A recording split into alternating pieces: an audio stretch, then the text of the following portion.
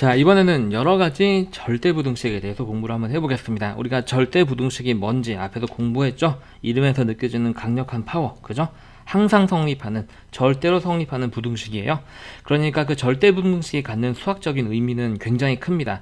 항상 성립한다는 얘기는 예외 상황이 없다는 얘기고, 우리가 항상 안정된 마음으로 결론을 얻어낼 수 있다는 얘기가 돼요. 무슨 말인지 가시죠? 자, 그래서 1번부터 한번 살펴볼게요. 실수성질을 이용한 절대부등식. 얘네들은 뭐 커다란 이름이 있지는 않지만 나름 중요하게 사용되는 부등식 몇 가지를 선생님이 추려봤습니다. 그래서 ABC가 실수일 때 이거는 큰 의미는 없어요. 어차피 부등식은 실수 안에서밖에 의미를 갖지 못하죠. 허수는 크기 비교가 불가능하니까요. 그래서 A의 제곱 플러스 마이너스라는 얘기는 부호가 상관이 없다는 얘기고요. AB 더하기 B제곱의 형태는 항상 0 이상이고 등호는 언제 성립하냐면 A와 B가 모두 0일 때만 성립합니다. 자, 지금부터 왜 그런지 선생님이 증명을 해줄 테는데요. 증명 과정은 아하, 그래서 그렇구나 라고 이해하고 넘어가시면 되겠습니다. 여러분들 증명까지 하실 필요는 없어요. 자, 1번 증명 여기다 한번 해볼게요. 자, A의 제곱 더하기, 자, 선생님이 숫자를 바꿔볼게요. B의 2로, 그죠? 그 다음에 이거 완전 제곱식으로 바꾸기 위해서 필요한 건 1차 계수의 절반의 제곱입니다.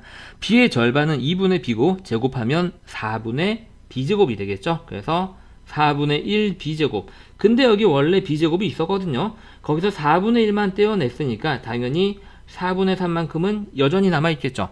무슨 말인지 하셨나요, 여러분들? 그러면 이제 뭐가 되냐면 어떤 식으로 바뀌냐면 A 플러스 마이너스 2분의 1 B의 제곱이 되고 플러스 4분의 3의 B제곱이 됩니다. 이 식의 형태가 어떤 형태가 되냐면 어떤 실수의 제곱 더하기 어떤 실수의 제곱이 됩니다. 우리가 어떤 실수의 제곱 더하기 어떤 실수의 제곱은 항상 0 이상인 걸 알고 있죠. 그럼 언제 0이 됐나요? 실수의 제곱 더하기 실수의 제곱이 0이 될 때는 두 실수가 모두 0이 될 때라고 공부했습니다. 다시 말해서 여기가 0이 되려면 B가 0이 돼야 되고요. 그 B를 다시 여기다 집어넣으면 여기가 0이 되고요. 여기 전체가 0이 되려면 다시 A가 0이 돼야 됩니다. 그래서 이 등호, 즉 실수의 제곱 더하기 실수의 제곱이 0이 될 때는 A, B가 모두 0이 될 때다 라는 얘기가 되겠죠. 암기하셔야 되는 내용이고 증명 과정은 이해하시면 되겠습니다. 자, 2번 볼게요. 자, 문자가 총 3개가 있어요. A제곱 더하기 B제곱 더하기 C제곱에 마이너스 AB, 마이너스 BC, 마이너스 AC. 여러분들이 곱셈 공식 할 때 많이 봤던 문제죠? 많이 봤던 형태예요. 지금 여러분들이 저 2번의 식이 이렇게 바뀌어진다는 것도 기억을 하시는지 모르겠네요. 저게 2분의 1로 묶이면서 자, A-B제곱 더하기 B-C제곱 더하기 C-A의 제곱으로 변형된다 라는 것도 기억하실지 모르겠습니다. 자, 이게 0보다 크거나 같다고요. 그럼 양변에 똑같이 2를 곱해버려도 이제 부등식은 변하지 않으니까요. 결과적으로 쟤는 어떤 식이 되냐면 A의 제곱, A-B제곱, B-C제곱 더하기 C-A의 제곱이 0 이상이라는 식이 됩니다. 자, 그럼 볼까요, 여러분들? 얘는 어떤 실수의 제곱, 어떤 실수의 제곱, 어떤 실수의 제곱의 합이 0 이상이죠. 이건 당연하죠. 우리가 어떤 실수는 제곱하면 항상 0 이상이고 걔네들을 2개를 더하든 3개를 더하든 4개를 제곱해서 더하든 항상 0 이상인 건 우리가 이미 알고 있는 사실입니다. 그래서 이 부등식이 참이 된다는 얘기죠. 이건 항상 참이 되는 부등식이고요.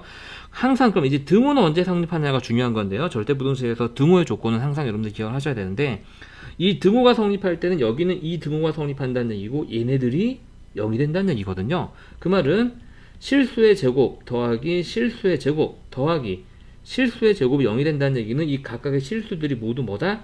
0이 된다는 얘기랑 똑같은 얘기였죠. 그쵸? 그래서 얘가 0이려면 A는 B랑 똑같아야 되고 얘가 0이려면 B는 C랑 똑같아야 되고 얘가 0이려면 C는 A랑 똑같아야 되기 때문에 저 등호는 저 세 문자가 똑같을 때 성립하게 됩니다.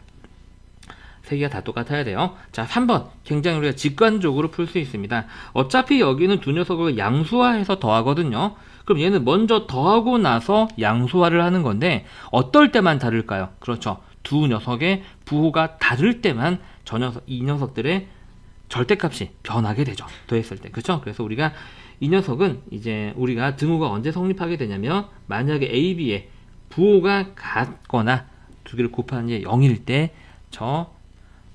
절대값을 포함한 부등식은 항상 성립한다는 걸 우리가 확인할 수 있습니다. 뭐 딱히 설명할 게 없어요. 그죠? 자, 자, 3번 선생님이 조금 그냥 여러분들 당연히 알 거다라고 생각하고 그냥 증명을 안 했는데 굳이 증명을 한번 해볼게요. 제 마음이 조금 그래서 여러분들은 강의가 길어진다 라고 지겨워하겠지만 한 번입니다. 우리가 이렇게 길게 원리까지 듣는 강의는 딱 한 번이고요. 내신 기간 때는 딱 핵심만 콕콕콕 집어서 그것만 외우게끔 시킬 거예요. 즉 다시 말해서 돌려 말하면 이게 왜 이런지 원리를 확인하고 증명을 확인하고 이해하고 있는 과정은 여러분들이 이거를 처음 하는 선행 조금 시간적인 여유가 있을 때밖에 그렇게 학습할 수 있는 시간이 없어요. 아시겠죠? 자, 이거 양변 제곱해 보겠습니다. 자, 그럼 쟤는 절대값 a 플러스 절대값 b의 제곱, 이 크거나 같다 절대값 a 플러스 b의 제곱인데요. 지금 얘도 양수고 얘도 양수니까요. 그렇죠? 제곱을 하게 되면 부등호 방향이 유지가 된다는 건 여러분들 이미 알고 있을 거예요. 자, 절대값 a를 제곱하는 건 그냥 a 제곱하는 거랑 똑같죠. 어차피 양수로 바뀌니까요. 자, 절대값 b 제곱하는 건 그냥 b 제곱하는 거랑 똑같고 이제 앞에 거 곱하기 뒤에 거의 2배가 2에 절대값 a 곱하기 절대값 b로 바뀌게 됩니다. 그 다음에 얘도 그냥 똑같이 절대값을 씌우고 나서 제곱하게 되면 절대값이 의미가 없기 때문에 이렇게 되는데 얘를 전개하게 되면 이렇게 되는 거죠, 여러분들. 자, 그럼 a제곱, a제곱, b제곱, b제곱 제하리고 나서 2로 나누게 되면 어떤 부등식이 되냐면 절대값 a 곱하기 절대값 b가 뭐보다 크거나 같다? 그렇지, a, b와 크거나 같다 라는 얘기가 되는 겁니다. 이렇게요. 당연하죠. 당연합니다. a, b가 실수기 때문에 여기는 항상 0 이상, 여기도 0 이상이 돼서 0 이상인 두 수를 곱하면 여기는 항상 0 이상이 되고 여기는 뭐 양수도 될 수 있고 음수도 될 수 있는 거니까 둘의 크기가 똑같다면 왼쪽이 큰 건 굉장히 당연하고요. 그 다음에 여기가 이제 등호가 되려면 다시 말해서 이 곱하기가 양수가 되거나 그렇죠, 둘 다 0이면 되겠죠. 그렇기 때문에 a, b의 부호가 같다. 무슨 말이죠? 네, 곱하면 0보다 크거나 혹은 0일 때까지 포함되는 경우가 이 등호가 성립하는 경우가 된다라는 거예요. 우리가 이렇게 증명도 해봤고요. 우리가 처음 증명하는 과정에서는 여러분들이 꼭 따라서 한번 써보도록 합니다. 아시겠죠? 선생님이 이해하고 넘어가 라고 하는 것은 그냥 눈으로만 따라가라는 얘기는 아니에요. 처음 공부할 때는 꼭 필기합니다. 그리고 여러분들 머릿속에는 이게 들어가 있어야 되겠다. 이게 항상 성립하는 부등식이고 언제 등호가 성립하는지는 암기가 되어 있어야 되겠다. 자, 이게 실수 성질을 이용한 여러가지 주요 사용되는 절대 부등식이 되겠고요. 다음은 산술 기하 평균을 한번 풀어보겠습니다. 자, 이 산술 기하 평균. 자, 이름이 좀 뭔가 간지가 나죠. 그죠? 뭐 이름이 좀 뭔가 멋있어. 그지? 얘가 이 명제 단원이 시험 범위에 포함된다면 무조건 시험에 나와. 최소 한 문제에서 많이 나오는 경우는 두세 문제 나오는 경우도 봤어요. 그만큼 이 내용이 갖는 의미가 명제에서 굉장히 큰 의미를 가지고 있고 비중이 높고 더군다나 이 단원이 끝나도 다음 단원 혹은 여러분들 2, 3학년 때 배우는 내용에서도 아주 단골로 사용되는 기본이야. 그냥 기본이야. 무조건 알아야 돼. 그냥 모르고 있으면 큰일 나는 내용이야. 알겠죠? 그래서 꼭 알아야 되겠다. 산술 평균과 기하 평균의 관계. 이 산술 평균이라고 하는 건 뭐냐면요. 여러분들 5학년 때 자료와 표현 배웠던 거 기억나요? 너무 오래됐나? 그치? 5학년 기억 잘 안 나죠? 여러분들이 평균 구하는 거 기억납니까? 중학교 1학년 때도 공부했죠. 그죠? 예를 들어서 뭐 국어 30점? 너무 심했다. 미안해. 국어 90점. 뭐 수학은 좀 선생님 기분 따라 95점. 자, 영어 75점. 영어 미안. 자, 이 세 녀석의 평균을 구하려면 다 더해서 더하는 거의 개수로 나눴죠. 우리가 알고 있는 일반적인 평균을 구하는 개념이 산술적인 평균이라 그래서 산술 평균이라고 부릅니다. 그러니까 이 산술 평균은요, 그냥 여러분들이 알고 있는 평균 구하는 공식이라고 생각하면 정확해요. 자, 그럼 기하 평균이라고 하는 건 뭐냐? 기하 평균은 이거는 그냥 참고로 알아두세요. n개의 양수의 곱의 n제곱근이에요. 자, 그럼 우리는 고등학교 1학년 과정에서는 딱 두 개만 사용하거든요. 산술평균, 기하평균 항 두 개일 때 A, B 두 개만 나오죠. 그래서 두 개를 집어넣어요. 두 개의 양수의 곱에 2제곱근, 우리가 보통 2제곱근은 그냥 제곱근이라고 얘기하죠. 그래서 두 양수의 곱의 제곱근이 여러분들이 공부하는 기하평균입니다. 옛날에는요, 옛날 수학 어려운 거 할 때 이거 3개짜리도 했어요. 막 세제곱근도 막 공부하면서 지금은 정말 쉽게 하는 거니까 감사한 마음으로 공부하셔야 됩니다. 자, 그래서 그럼 산술평균을 한번 써볼까요? AB의 산술평균은 말 그대로 더해서 2로 나누는 겁니다. 자, 기하평균은요, 두 개를 곱한 다음에 그 녀석의 제곱근이니까, 양의 제곱근이니까, 그냥 제곱근이 아니라 양의 제곱근, 곱의 n 제곱근, 양의 제곱근이라고 씁시다. 양의 n제곱근이라고 쓸게요. 자, 그래서 우리가 보게 되면 이게 산술평균이고 이게 기하평균인데, 산술평균이 항상 기하평균보다 크거나 같다. 이 부등식이 무조건 성립한다 라는 겁니다. 그리고 등호는 언제 성립하냐면 그 두 수가 같을 때 성립한다라는 거예요. 이게 산술기하평균의 기본인데요. 근데 여러분들 실제로 문제를 풀 때 사용하는 공식은 뭐냐면, 이게 산술평균과 기하평균의 관계인데 사실 분수식은 사용하기 귀찮잖아요. 그래서 양변에 1을 곱해서 두 수의 합은 항상 두 수의 곱의 양의 제곱근의 2배보다 크거나 같다. 실제로 여러분들이 문제를 푸는데 사용하는 산술기하평균은 요걸 사용하게 됩니다. 저게 훨씬 더 직관적이고 문제 풀이하는데 편하거든요. 근데 왜 이렇게 썼다? 말 그대로 산술평균과 기하평균의 관계이기 때문에 이렇게 쓴 거고요. 여러분들 산술기하평균 문제를 풀 때는 그냥 이렇게 변형된 공식을 사용을 한다. 뭐 대단한 변형이 있는 것도 아니잖아. 양변에 2 곱한 건데, 그치? 이거 모르면 중학교로 돌아가야지. 자, 그럼 산술기하평균이 보통 어떤 유형의 문제에서 사용되냐? 자, 합 또는 곱이 일정한 최대 최소의 문제, 양수 조건이 주어져야 돼요. 주의해야 될 건 요거 중요합니다. 요거 중요해요. 양수 조건. 사실 0일 때도 상관이 없죠.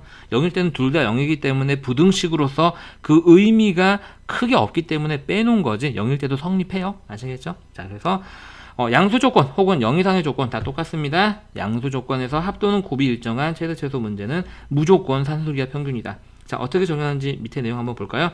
두 양수 왔어. 그렇죠? 두 양수고요. 합이 일정해. 합이 서로 일정해. 자, 그랬을 때 xy의 최소값을 구하세요. 그럼 이게 첫 번째, 이게 두 번째라고 보는 거야. 자, 그러면은 두 수의 합은 무엇보다 크거나 같다? 두 수의 곱의 루트보다 크거나 같다. 이런 얘기입니다. 이게 산술기하평균이에요. 어렵지 않죠? 그런데 이 2x 플러스 y가 뭐랑 똑같아? 이게 4래. 그지? 그럼 우린 결과적으로 뭘 푸냐면 얘 툭 띄워버리고 4가 얘보다 크거나 같다라고 푸는 거야. 요렇게. 자, 양변 2로 나누죠? 그 다음에 제곱합니다. 제곱해도 어차피 양수는 제곱해도 부등호 방향이 바뀌지 않는다는 거 우리 알잖아요? 루트 제곱했으면 없어져야지. 양변 다시 2로 나누게 되면 결과적으로 xy가 2보다 작거나 같다는 얘기가 나오면서 최소값은 2가 되는 거예요. 자, 다시 한번 언제 쓴다? 양수 조건, 합이 일정해. 그치? 그랬을 때 산술기하평균을 사용한다는 얘기죠. 합 또는 곱이 일정하니까 곱이 일정할 때도 사용이 됩니다. 자, 산술기하평균 선생님이 피를 토하면서 그지? 알려줬는데 이제 마지막 이 단원의 마지막 개념적으로 마지막 내용이 너무 길었어. 그지? 막 명제란 무엇인가부터 시작해서 막 수도 없이 막 나왔다가 드디어 마지막 단원이에요. 자, 코시 슈바르츠 부등식입니다. 자, 이 부등식에 간단하게 선생님이 그냥 재미삼아, 별로 재미없겠지만 얘기를 해주자면, 사실은 우리가 보통 어떤 수학적인 정리는 그 정리를 발견해낸 사람의 이름을 따서 이제 정한 경우가 많아요. 여러분들 익히 알고 있는 피타고라스의 정리, 나쁜 할아버지죠. 피타고라스의 정리.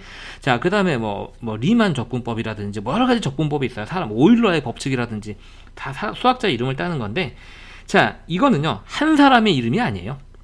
코시라는 수학자와 슈바르츠라는 수학자가 서로, 이 코시라는 사람이 제일 처음에 코시 부등식을 만듭니다. 이렇게 한 2개짜리 코시 부등식을 만들고요.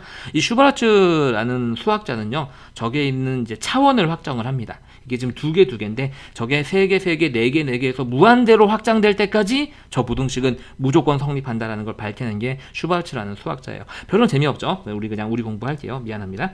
자, 그래서 일단 우리가 공부하는 내용 자체는 이제 코시 슈바르츠 부등식이다 라는 거. 근데 이제 조금 있어 보려면 코시라는 사람이 2개짜리 발명했는데 요 3개짜리부터 확장되는 건 슈바르츠라는 수학자가 발견해낸 거야 라고 친구들한테 아는 척은 할 수 있겠죠. 자, 어쨌든 내용으로 들어가서, 자, A, B, X, Y가 실수야. 이거 뭐 당연한 거죠. 부등식은 실선에서만 성립하는 거니까 저 말은 굳이 신경 쓸 필요가 없고요. 이제 부등식의 생김새를 잘 보셔야 되는데, 자, 제곱이 곱해져 있습니다. 자, 얘는 뭐보다 크냐면요. 자, 괄호 안으로 이렇게 들어가 있죠. 자, 괄호 안에 있는 첫 번째 애들끼리 밑이에요. 제곱은 빼고요. 첫 번째 애들끼리 곱하고, 자, 두 번째 애들끼리 곱해서 더해. 그 다음에 얘를 통째로 제곱한 것보다 저 왼쪽 식이 항상 크거나 같다는 얘기예요. 무슨 말인지 가시죠? 그리고 등호는 언제 성립하냐면 잘 보세요. 자, a분의 x는 b분의 y일 때. 자, 이게 무슨 말일까? 이건 뭐예요, 여러분들? 분수는 여저 b죠. 예, b가 같다는 얘기예요. b가 같다.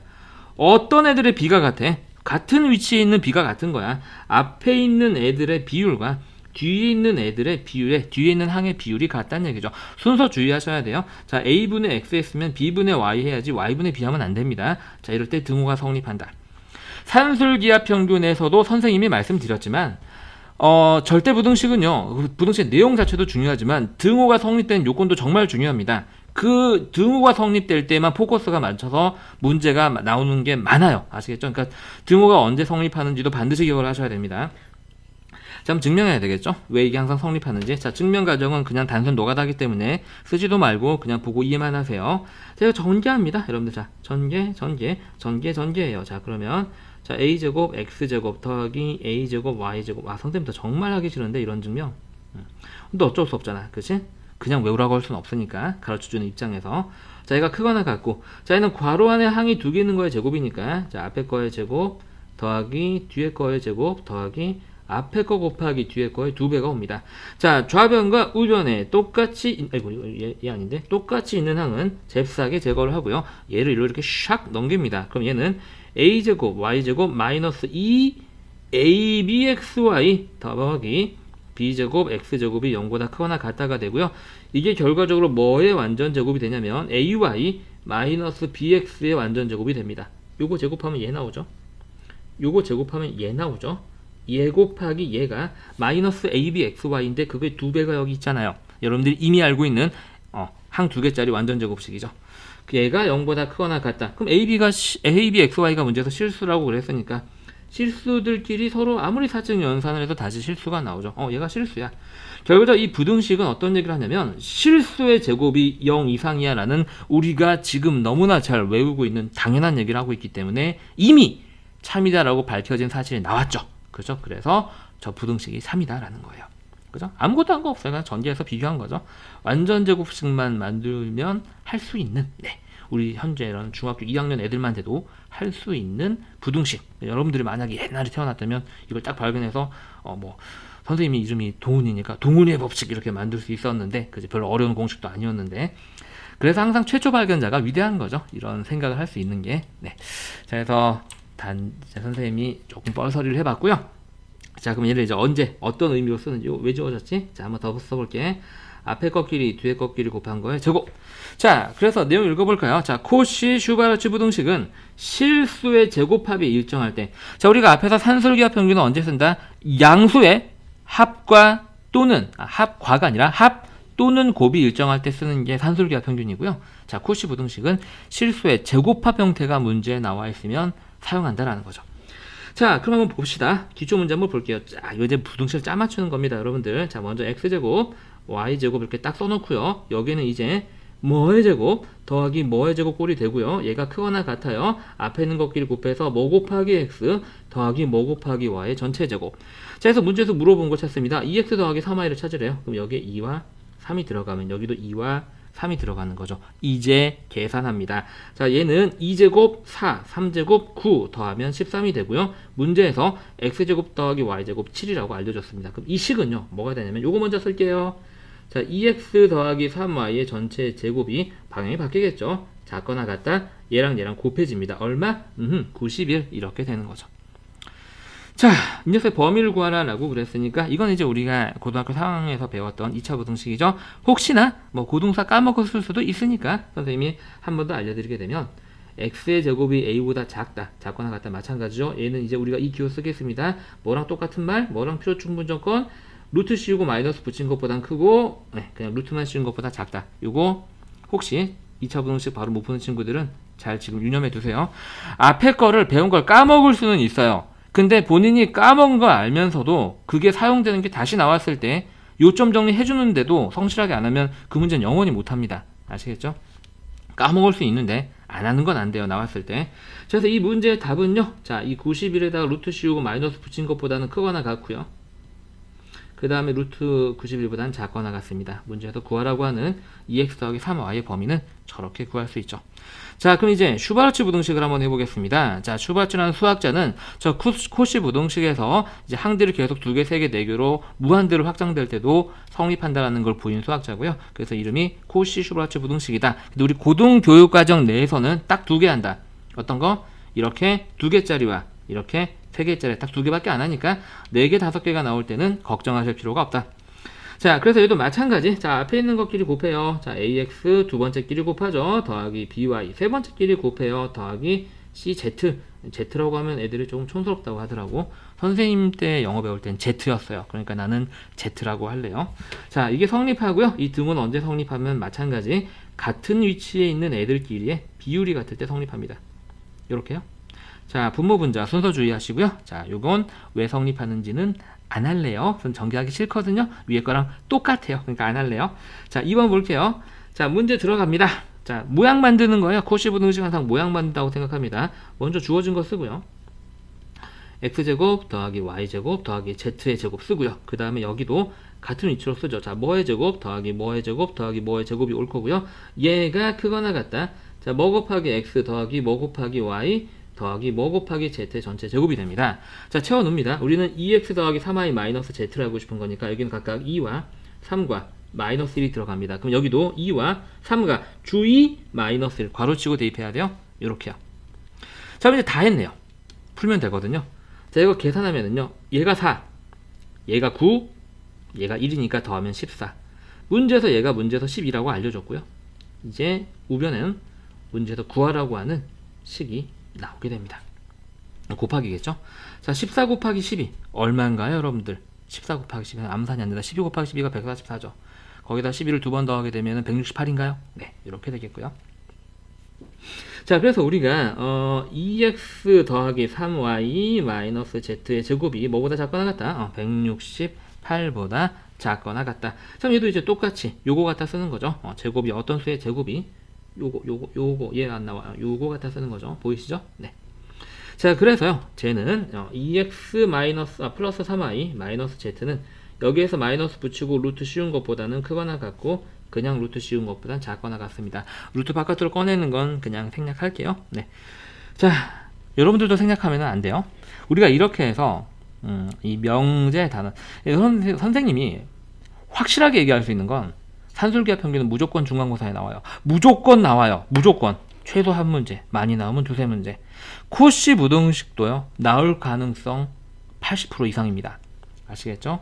한 문제. 최소 한 문제. 코시 부등식 아시겠죠? 그래서 꼭 두 녀석만 완벽하게 공부해도 내가 확실하게 아는 최소 세 문제를 안다는 얘기죠. 아시겠죠? 자, 고생하셨습니다. 자, 그러면 여러가지 절대부등식의 기초형 문제를 같이 한번 해볼게요. 자, 문제 들어갑니다. 자, x가 0보다 클 때 양수 조건이네. 0보다 크고 다음 식의 최소값을 구하시오. 자, 양수 조건인데 절대부등식인데 그런데 지금 곱하면은 굉장히 간단한 형태죠. 요럴 땐 산술기하 평균이에요. 자, 두 양수의 합은 뭐보다 크거나 같다? 2배의 루트의 두 수의 곱보다 크거나 같다. 근데 얘가 약분되면 그냥 1이네. 그러니까 얘가 그냥 2 이상이 되면서 최소값은 2. 와, 너무 쉽다. 그죠? 자, 그 다음에 얘도 양수 더하기 양수인데 곱했을 때 간단해지는 형태의 부등식. 무조건 산술기하야. 뭐보다 크거나 같아요? 2배의 루트의 두 수의 곱보다 크거나 같죠. 요렇게 약분되면 4, 9, 36에 여기가 루트 36이니까 6이 돼서 쟤는 최소값이 12가 됩니다. 자, 오른쪽 문제 한번 해보세요. 자, 선생님 빠르게 답만 확인하고 넘어갑니다. 자, 얘는 크거나 같다 2배의 루트의 얘 곱하기 얘는 1이죠. 그래서 얘는 최소값 2고요. 자, 얘는 크거나 같다 2배의 루트의 얘 곱하기 얘 얼마죠? 4죠? 얘가 2니까 얘는 뭐보다 크거나 같다? 4보다 크거나 같다. 따라서 답은 4, 답은 2. 자, 이번 기초용은 코시 슈바르츠 부등식의 증명 과정에 빈칸을 채우는 문제가 되겠습니다. 한번 해볼게요. 이것도 또 쏠쏠하고 은근하게 또 좀 나오거든요, 시험에.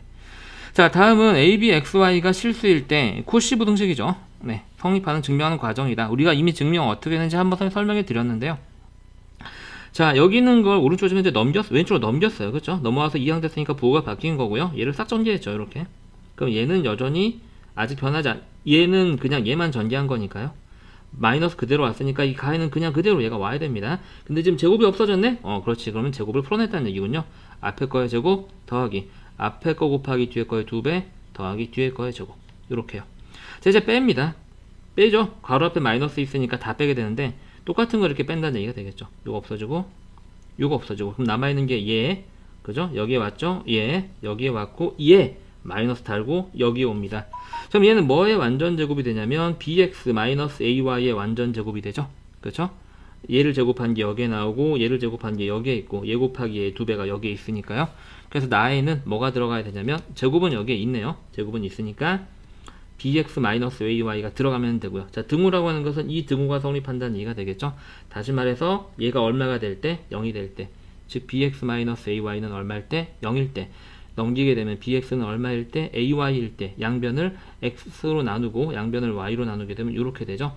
그래서 우리가 코시 부등식은 보통 이렇게 등호의 성립 조건을 이 같은 자리에 있는 녀석의 비율이 같다라는 걸 표현합니다. 주의하세요. 아시겠죠? 물론 여기까지 써도 틀린 말은 아닌데 보통은 이 형태를 사용한다라는 겁니다. 자, 오른쪽 문제 한번 해볼까요?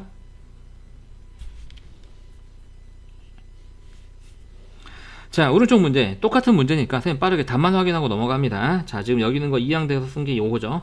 그죠? 지금 얘는 이쪽 부분 전개한 겁니다. 그죠?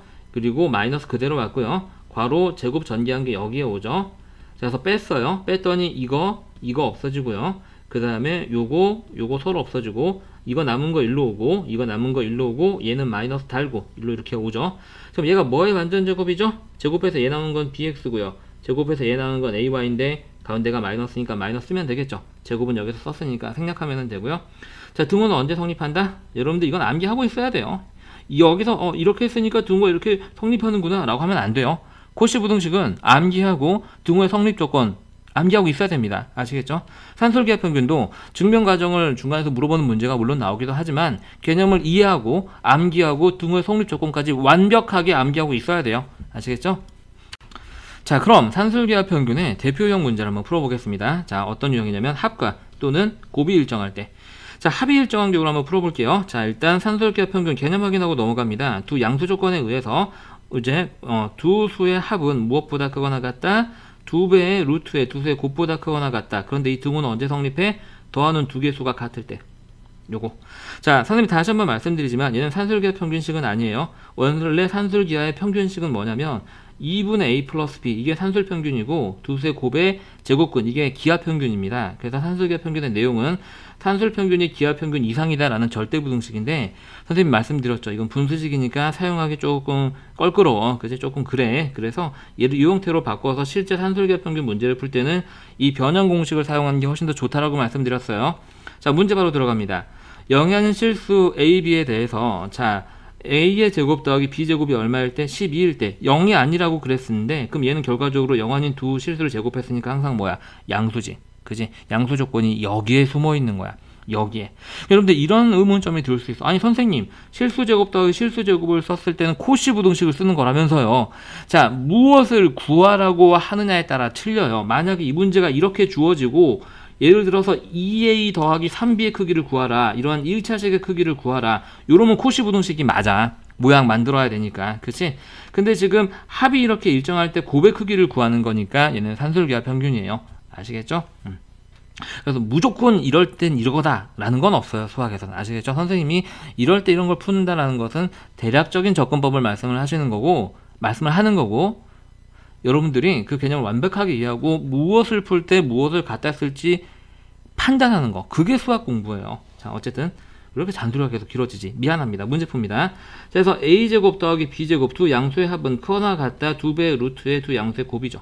이렇게요.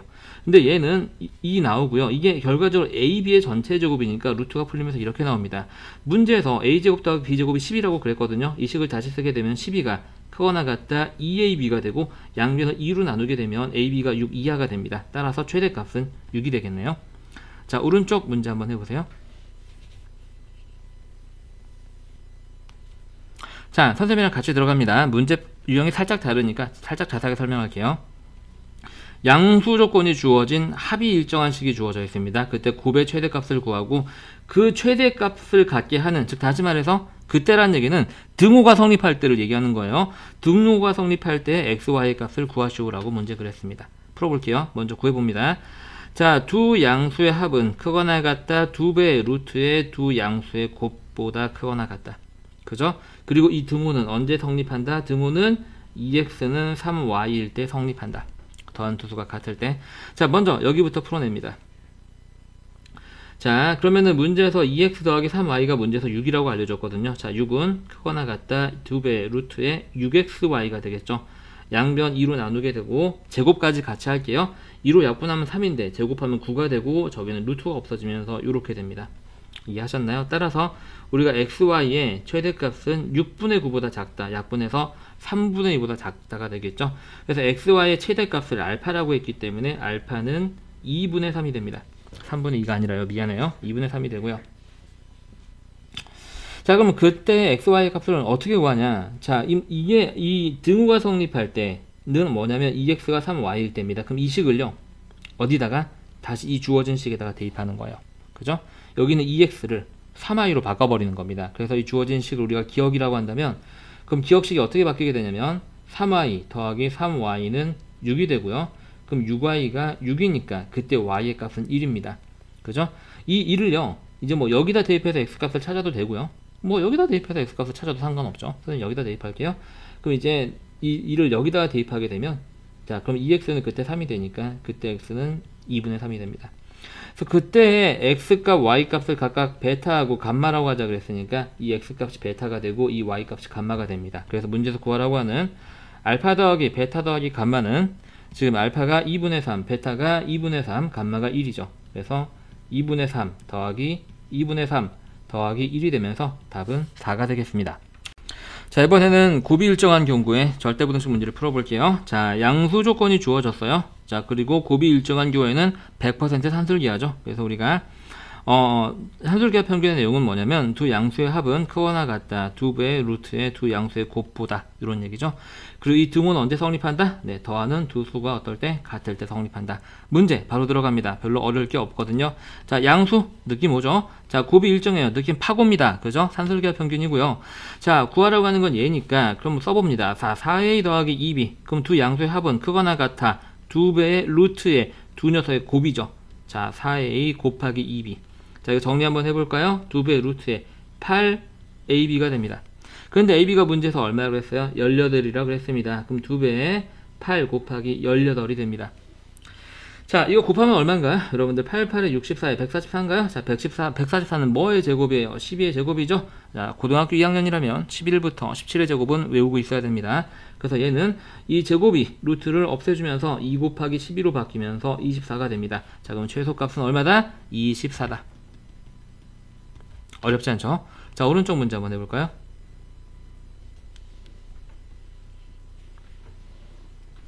자, 똑같은 종 문제니까 빠르게 확인하고 넘어갑니다. 양수 조건 주어졌고요. 곱이 일정합니다. 느낌 파고죠? 뭐예요? 산술기하 평균입니다. 구하라고 하는 녀석 뭐죠? 자, 2x 더하기 4y인데 그럼 얘는 두 양수의 합이네요. 두 양수의 합은 크거나 같습니다. 2배의 루트의 두 양수의 곱입니다. 조금 더 정리합니다. 2의 루트 8xy가 됩니다. 근데 문제에서 xy가 4라고 그랬거든요. 4를 집어넣습니다. 그럼 얘는 여기에 4가 들어가면서 32가 됩니다.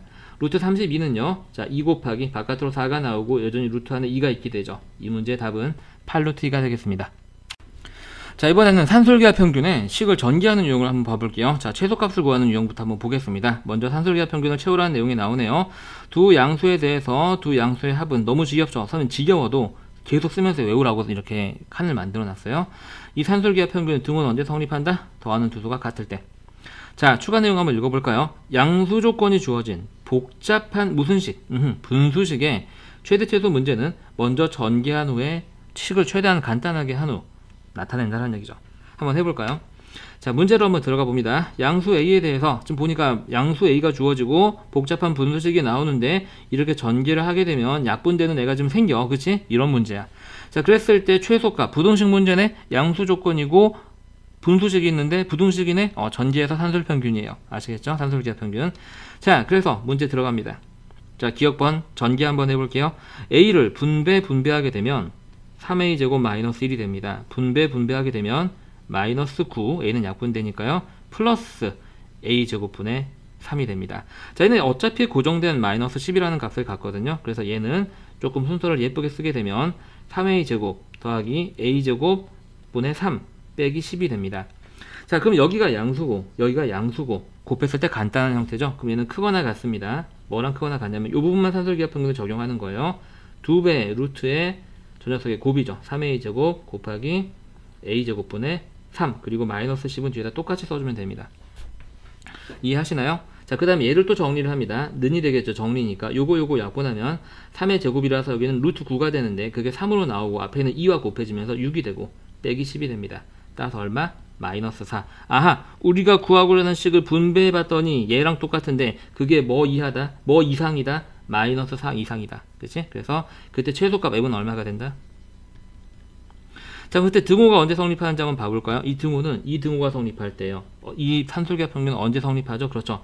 더하는 이 두 수가 같을 때 등호가 성립합니다. 그래서 3A제곱은 A제곱분의 3이면 풀면 되겠죠. 자, 양변에 A제곱을 곱하게 되면 3A의 4제곱이 3이 되고요. 그럼 A의 4제곱이 얼마죠? 1입니다. 그럼 얘는 A는 뭐가 되는 거죠? 네, 플러스 마이너스 1, 플러스 마이너스 I가 되겠죠. 아니, 선생님, I가 왜 나와요? 그죠? 일단 이 방식을 풀면 이렇게 된다는 얘기고요. 양수니까, 그죠? 허수 버리고요. 마이너스 1 버려서 그때 값은 얼마다? 알파는 1이다. 이렇게. 근데 아무 조건도 없이 우리가 이 4차 방정식을 풀 때는 저렇게 4개를 생각할 수 있어야 돼요. 아시겠죠? 자, 오른쪽 문제 한번 해보겠습니다. 자, 선생님이랑 같이 한번 해보죠. 양수 조건, 복잡한 부등식, 분배하는데 약분되네. 아하, 산술기하 평균이네. 자, 기억번 분배합니다. 자, x를 먼저 분배하게 되면 xy 더하기 8이 되고요. 그 다음에 여기는 y분의 2를 분배하게 되면 더하기 2 더하기 얼마? xy분의 16이 됩니다. 자, 얘를 다시 한번 써볼까요? 자, 그럼 얘는 xy 더하기 xy분의 16 더하기 이걸 미리 계산하면 10. 여기는 어차피 고정된 값이고 얘는 분수 형태의 두 양수의 합입니다. 그러니까 얘는 크거나 같다. 이쪽에 대해서만 산술기하를 적용하는 거예요. 2배 루트 얘 곱하기 얘가 옵니다. xy 곱하기 xy분의 16. 그 다음에 뒤에다 더하기 10은 그대로 써주면 되겠죠. 이쪽 정리합니다. 정리니까 등호라고 할게요. 자, 2에 요거 약분하면 루트 16 남는데 그게 4죠. 그래서 계산하면 18이 남습니다. 그래서 이 녀석의 최소값은 얼마다? 최소값은 지금 문제에서 b라 그랬죠. b는 18이다. 그리고 xy가 얼마일 때 등호가 성립하냐는 얘기죠. 그래서 등호가 성립하는 조건을 보니까 자, 등호는 우리가 이 더하는 두 수가 어떨 때? 이 더하는 두 항이 같을 때예요. 그래서 우리는 xy는 xy분의 16 양변에 xy를 곱하면 xy의 제곱이 16 그러니까 xy는 얼마? 플러스 마이너스 1인데 두 양수를 곱했으니까 마이너스 제끼고 따라서 우리가 찾는 그때 등호가 성립할 때 xy의 값은 4. 그래서 a는 얼마? 4. 문제에서 구하라고 하는 a 더하기 b는 얼마? 22. 이해합니다. 자, 다음 분모의 항이 2개 이상인 경우에 대해서 한번 풀어볼게요. 자, 이제 공통부분이 있다는 얘기인데 쉽게 얘기해서 공통부분이 있는 복잡한 분수식의 최소 문제의 경우는 공통부분을 당연히 자, 우리가 복잡한 식의 공통부분이 있다. 모든 단어에서 치환이죠. 자, 밑에는 선생님 산술기하 평균 한 번 더 집어넣습니다. 두 양수에 대해서 두 양수의 합은 크거나 같다. 2배의 루트에 두 양수의 곱이 오고 이 등호는 언제 성립한다? 그렇지. 그 두 양수가 같을 때. 자, 문제 들어가 봅니다. 자, 사실 개념은 별게 없는데, 그지? 문제가 시벌거쳐. 지금 보게 되면 이게 분수식이 나와 있고 이게 분배가 되면 약분이 될 것 같은데 이 얘 때문에, 그지? 이 얘 때문에 문제가 생기는 거야, 그지? 그래서 지금 여기랑 모양이 똑같이 생겼잖아요. 그래서 이쪽 부분은 그냥 통째로 다루면서 하나의 문자로 사용을 합니다. 무슨 말인지 아셨죠? 그래서 치환을 하셔도 되고요. 난 치환을 안 해도 저걸 하나로 다룰 수 있다 라고 하면 굳이 치환하실 필요는 없습니다. 선생님이 일단은 치환을 해볼게요. b 플러스 c를 b라고 한번 해보겠습니다. 그럼 저 식은 뭐라고 되냐면 a 플러스 b 분의 a분의 1 더하기 b분의 1이 되고요. 당연히 b하고 c가 양수기 때문에 라지 b도 양수가 되겠죠. 왜냐면 두 양수에 분배됐을 때 그죠? 약분이 되는 분수식의 부등식 문제니까 산술기하 평균을 이용을 합니다. 먼저 전개를 해야 되겠죠. 분배하게 되면 a 더하기 라지 b분의 a 분배하게 되면 더하기 a분의 라지 b 더하기 1이 됩니다. 그럼 얘는 여기 a분의가 아니죠. 미안합니다. 1이죠. 이렇게 분배하는 거요. 자, 그래서 라지 b분의 a 더하기 a분의 라지 b 더하기 얘네들은 고정값 2를 갖게 되고요. 얘는 크거나 같죠. 얘네들이 양수니까요.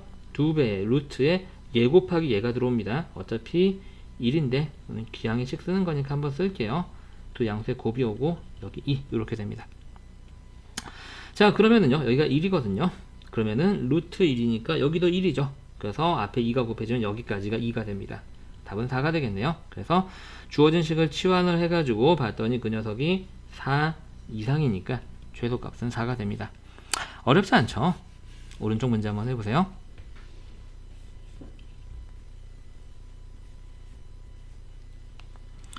자, 선생님이랑 차근차근 한번 해보겠습니다. 보시면 아시겠지만 이 분모분을 통으로 치환을 해야지 우리가 산술기하 평균을 적용할 수 있겠죠. 선생님 쟤를 편의상 라지 B랑 헷갈리니까 그냥 보통 다항식을 치환할 때는 우리가 대문자를 사용하죠. 네, P라고 하겠습니다. P.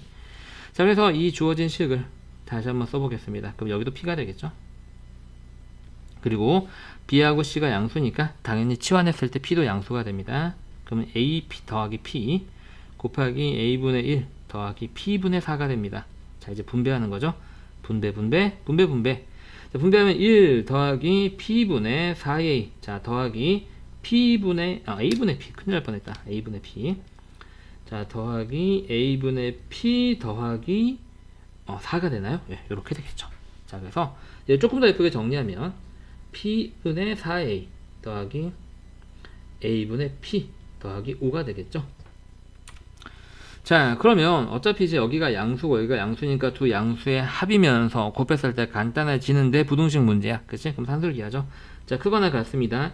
여기만 산술기하 적용하고요. 얘는 그대로 붙여주면 돼요. 자, 2배 루트에 자, 얘 곱하기 얘가 들어간다는 건 이제 알죠? 선생님 그냥 바로 약분하면 얼마가 돼요?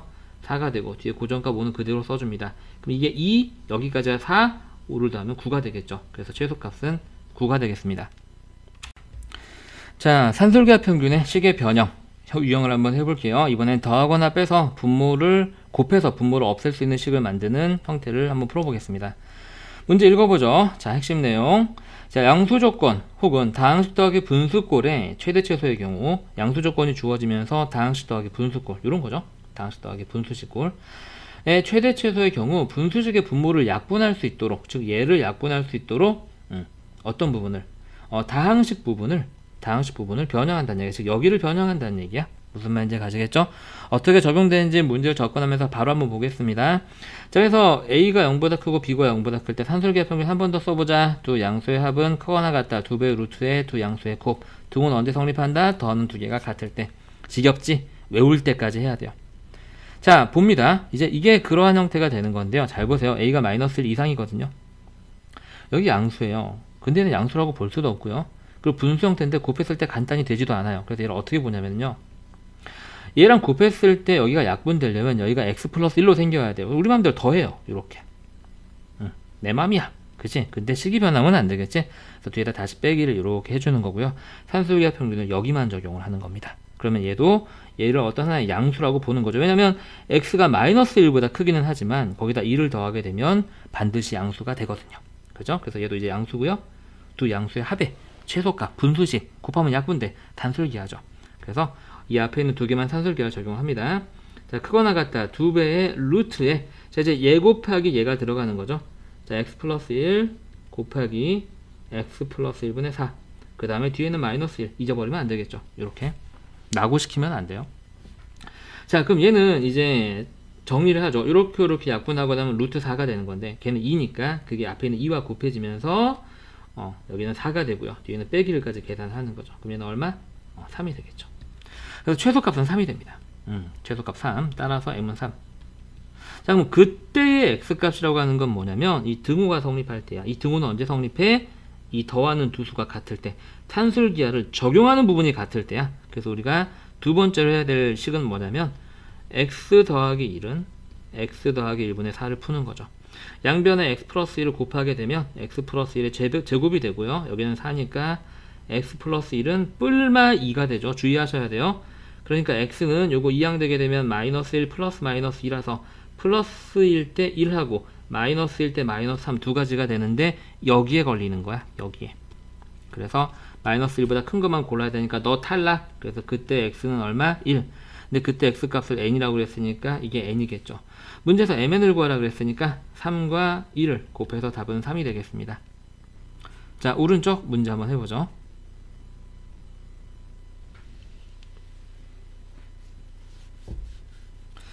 자, 너무 쉽죠? 이제 여러분들 뭐 금방 할 거야. 쌤 바로 풀게. 자, 보니까 양수인데 모양이 달라. 곱하니까 약분이 안 되네? 그럼 얘랑 모양을 똑같이 맞춰주기 위해서 저기는 기억식에 여기다 1을 더해주는 거야. 그럼 x 더하기 1 더하기 x 더하기 1분의 9. 내 맘대로 1 더했으니까 빼기 1 해줘야지 식이 변하지 않겠지. 여기는 어차피 고정값이고 x가 마이너스 1보다 크기 때문에 얘도 양수, 얘도 양수가 돼. 두 양수인데 두 양수의 최대최소 문제인데 곱했을 때 간단해져. 무조건 산술기하지. 자, 그래서 얘는 크거나 같다. 산술기하는 이 앞에는 이 두 부분만 적용하는 거예요. 앞에는 뒤에는 고정값은 빼고요. 2배 루트에 얘 곱하기 얘죠. 그쵸? 근데 약분 바로 한번 해버립니다. 선생님이 9가 되고요. 뒤에는 마이너스 1 버리면 안 돼요. 버리면 슬프죠. 자, 이게 그럼 계산하면 3이고요. 앞에 있는 2랑 곱하면 6이고요. 2를 빼면 5입니다. 자, 그래서 그때 최소값은 5가 됩니다. 그때 x값을 구하라는 얘기는 이 등호가 성립할 때가 되는 거고요. 등호가 성립하는 것은 상술기하 평균이 적용되는 이 두 녀석, 더한 두 녀석이 같을 때 등호가 성립하죠. 그래서 우리가 풀어야 되는 부등식은 x 플러스 1은 x 플러스 부등식이 아니라 방정식이죠. 미안해요. 양변 x 플러스 1을 곱하게 되면 x 플러스 1의 제곱은 9가 되고요. 자, x 플러스 1은 플러스 마이너스 3이 됩니다. 주의하셔야 돼요. x 플러스 1이 9니까 x 플러스 1은 3이야. 반성하셔야 됩니다. 자, 1 넘기게 되면 x는 마이너스 1 플러스 마이너스 3 두 개가 되고요. 플러스 1 대 2, 마이너스 1 대 마이너스 4인데 여기에 걸리죠. 그죠? 그래서 마이너스 1보다 큰 걸 골라야 되니까 2가 되면서 그때 n은 2가 됩니다. 그래서 m과 n을 더하라 그랬으니까 답은 7이 되겠네요. 자, 이제는 살짝 고급진 식의 변형을 한번 해볼게요. 묶어내서 분모를 맞추는 거예요. 우리가 좀 전에 풀어봤던 게 더하거나 빼서, 야, 그건 너무 쉽잖아. 그냥 더하거나 빼서 모양 맞추는 건데 조금 더 고급지게 모양 맞추는 유형이 되겠습니다. 자, 1번 내용은 방금 풀었던 유형이랑 똑같아요. 양수 조건이 주어지면서 다항식 더하기 분수식 고래 형태의 최대 최소 문제가 되는 경우 분수식의 분모를 약분할 수 있도록 다항식을 변형합니다. 자, 그 다음에 양수 조건일 때 성립하는 절대부등식 두 양수의 합은 2배 루트의 두 녀석의 곱과 같다. 등호는 언제 성립한다? a는 b일 때. 무슨 평균? 산술과 기하 평균의 관계가 되겠습니다. 자, x가 2보다 클 때 저 녀석이 항상 성립하도록 실수 m의 값의 최대값을 구하죠. 좀 살짝 어렵네요. 잘 보세요. m을 구하는 것도 아니고요. m의 최대값을 구하는 거예요. 주의하셔야 돼요. 자, 일단은 이게 언제 성립하는지 한번 볼까요? 이 녀석이 어떤 값을 가는지부터 한번 보겠습니다. 기억이. 자, 그럼 쟤는 자, 4x-4 더하기 x-2분의 4인데요. 지금 얘랑 통째로 곱하면 약분이 안 됩니다. 왜냐면은요, 얘는 4로 묶어내면 x-1이거든요. 우린 여기가 x-2고 싶은 거야. 그치? 그래서 어떻게 하냐면 4로 묶어냈을 때 여기가 x-2가 되게끔 하려면 4x-8이 필요합니다. 근데 원래는 4x-4였거든? 그 우리 맘대로 4를 더 뺐다는 얘기야. 그치? 그러니까 한 번 더 더해주면 식이 변하지 않겠죠. 자, 그리고 나서 이제 요 부분만 산술기하 평균을 적용을 하는데요. 적용하기 전에 얘를 4로 좀 더 묶어 놓습니다. 4로 묶어 놓게 되면 우리의 목적대로 그 안에 x-2가 예쁘게 나오게 됩니다. 이렇게 되고요. 자, 그래서 이제 요쪽만 산술기하 평균을 적용하게 되면 크거나 같다 2배 루트에 이제 앞에 건 안 쓸게요. 안에 거는 얘 곱하기 얘가 들어가죠. 약분 되면서 4의 제곱이 들어갑니다. 그 다음에 뒤에는 플러스 4 낙오시키면 안 되죠. 자, 계산합니다. 얘는 4고요. 2랑 곱하면 8이고요. 더하면 12가 됩니다. 자, 잘 보세요, 여러분들. 자, 이제 얘는 항상 10 이상이에요. 12 이상. 자, 그러면 이게 m은 결과적으로 뭐 이상이 되는 거죠? m이 클 수 있는 가장 큰 값이 뭐예요? 이게 항상 성립하려면 보시면 얘가 지금 12부터 나올 수 있다는 얘기가 되거든요. 그러니까 이게 항상 성립하는 게 중요해요. 아, 선생님 여기가 12 이상이니까 여기가 15면은 m은 뭐 15도 될 수 있고 14도 될 수 있는 거 아닙니까? 근데 얘는 m이 여기가 15 이상일 때만 성립하는 거잖아요. 항상 성립해야 돼요. 그럼 얘는 항상 12 이상이거든요. 항상 12 이상? 그러니까 얘가 가질 수 있는 최대값도 12가 전부 답니다. 저것보단 작거나 같아야 되는 거니까요. 이거 조금 개념 조심하셔야 돼요. 자, 오른쪽 문제 한번 해보세요.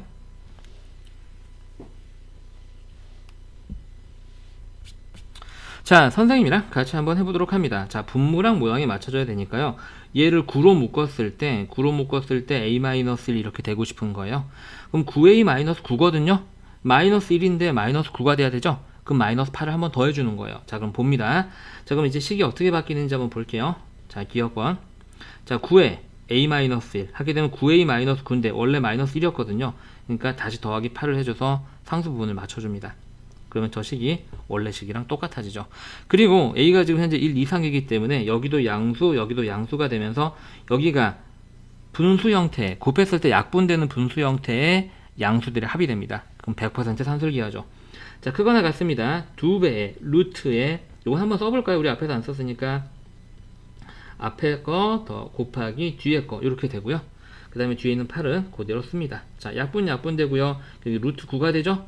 3입니다. 2랑 곱하면 6이 되는 거죠. 그럼 계산하면 14가 되겠습니다. 얘는 항상 최소한 14 이상이고요. 그러면은 K가 될 수 있는 최대값도 당연히 얼마가 될까요? 14가 되겠습니다. 자, 이번엔 문자가 3개 주어진 세 분수의 합에 관해서 공부를 한번 해보죠. 자, 문제 보게 되면 이렇게, 그죠? 우리가 보통 산술기합 평균은, 그치? 두 개였는데, 그지? 갑자기 3개가 나왔네. 그럼 3개짜리 안 나온다고 분명히 얘기했는데, 자, 거짓말이 아니라 2개 내용이랑 별반 다를 게 없어요. 한번 읽어볼게요. 자, 양수 조건이 주어지고 문자가 3개가 주어진 세 분수의 합의 최소값을 구하는 문제는 주어진 분수의 뭐를 분자 또는 분모를 분모가 분해된 경우는 아직 안 나오죠. 네. 분자를 분해해서 산술기합 평균을 적용한다는 얘기예요. 이게 뭔 말인지 봅시다. 요거 보이죠? 요걸 어떻게 분해하냐면요, 여러분들 이거를요. 쟤는 사실 a분의 b 더하기 a분의 c를 간단하게 나타낸 거 아니었나요? 그쵸? 그 다음 뒤에 것도 마찬가지 b분의 c 더하기 b분의 a 더하기 c분의 a 더하기 c분의 b가 됩니다. 그리고 서로 역수관계에 있는 애들끼리 따로 추려볼게요.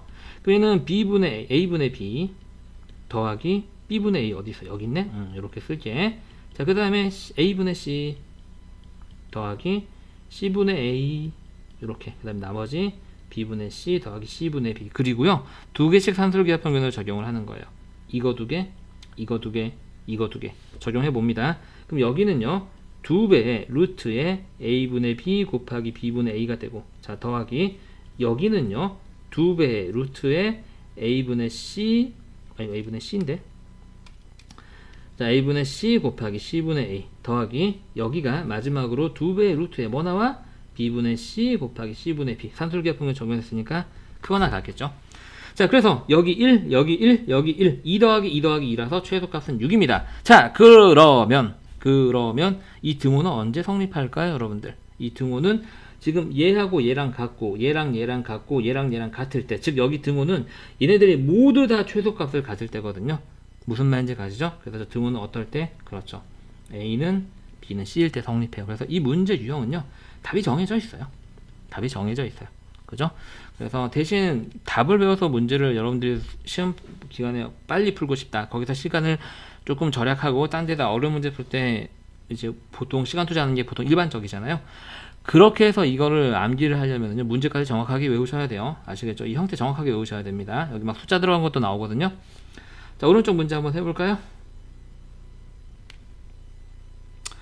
자, 똑같아요. ABC만 바뀌었고요. 똑같죠. 답은 6입니다. 선생님 따로 설명 안 할게요. 앞에 거랑 똑같기 때문에. 대신 앞에 거 6이었으니까 얘도 6이다 라고 여러분들 푸시면 안 돼요. 한번 해보셔야 돼요. 아시겠죠? 한번 해보시고 6이 나오는 거 확인 꼭 하세요. 꼭이요. 자, 시뻘건 문제입니다. 산술기합 평균 문제 중에서 꽤 상당히 어려운 축에 속하는 문제가 되겠습니다. 어떤 건지 한번 볼게요. 자, 양수 조건이 주어지고 분모에는 1차식, 분자에는 2차식이 있는 경우 이 녀석의 최대값은 분자를 분모로 나누어서 어떤 형태로 목 더하기, 그죠? 1차식분의 나머지가 있겠죠. 나머지 꼴로 변형한 다음에 산술기합 평균을 적용을 합니다. 자, 혹은 그 반대로 양수 조건에서 2차식분의 1차식의 최소값입니다. 이 녀석은 역수를 취한 다음에 이 1번 내용을 적용을 합니다. 역수하면 다시 1차식분의 2차식 이 형태가 되는 거니까요. 자, 무슨 말인지 한번 보겠습니다. 최소값을 구하죠. 자, 지금 1차식분의 2차식이에요. 자, 잘 보세요, 여러분들. 자, 그럼 기억을 먼저 나눗셈을 한번 해보겠습니다.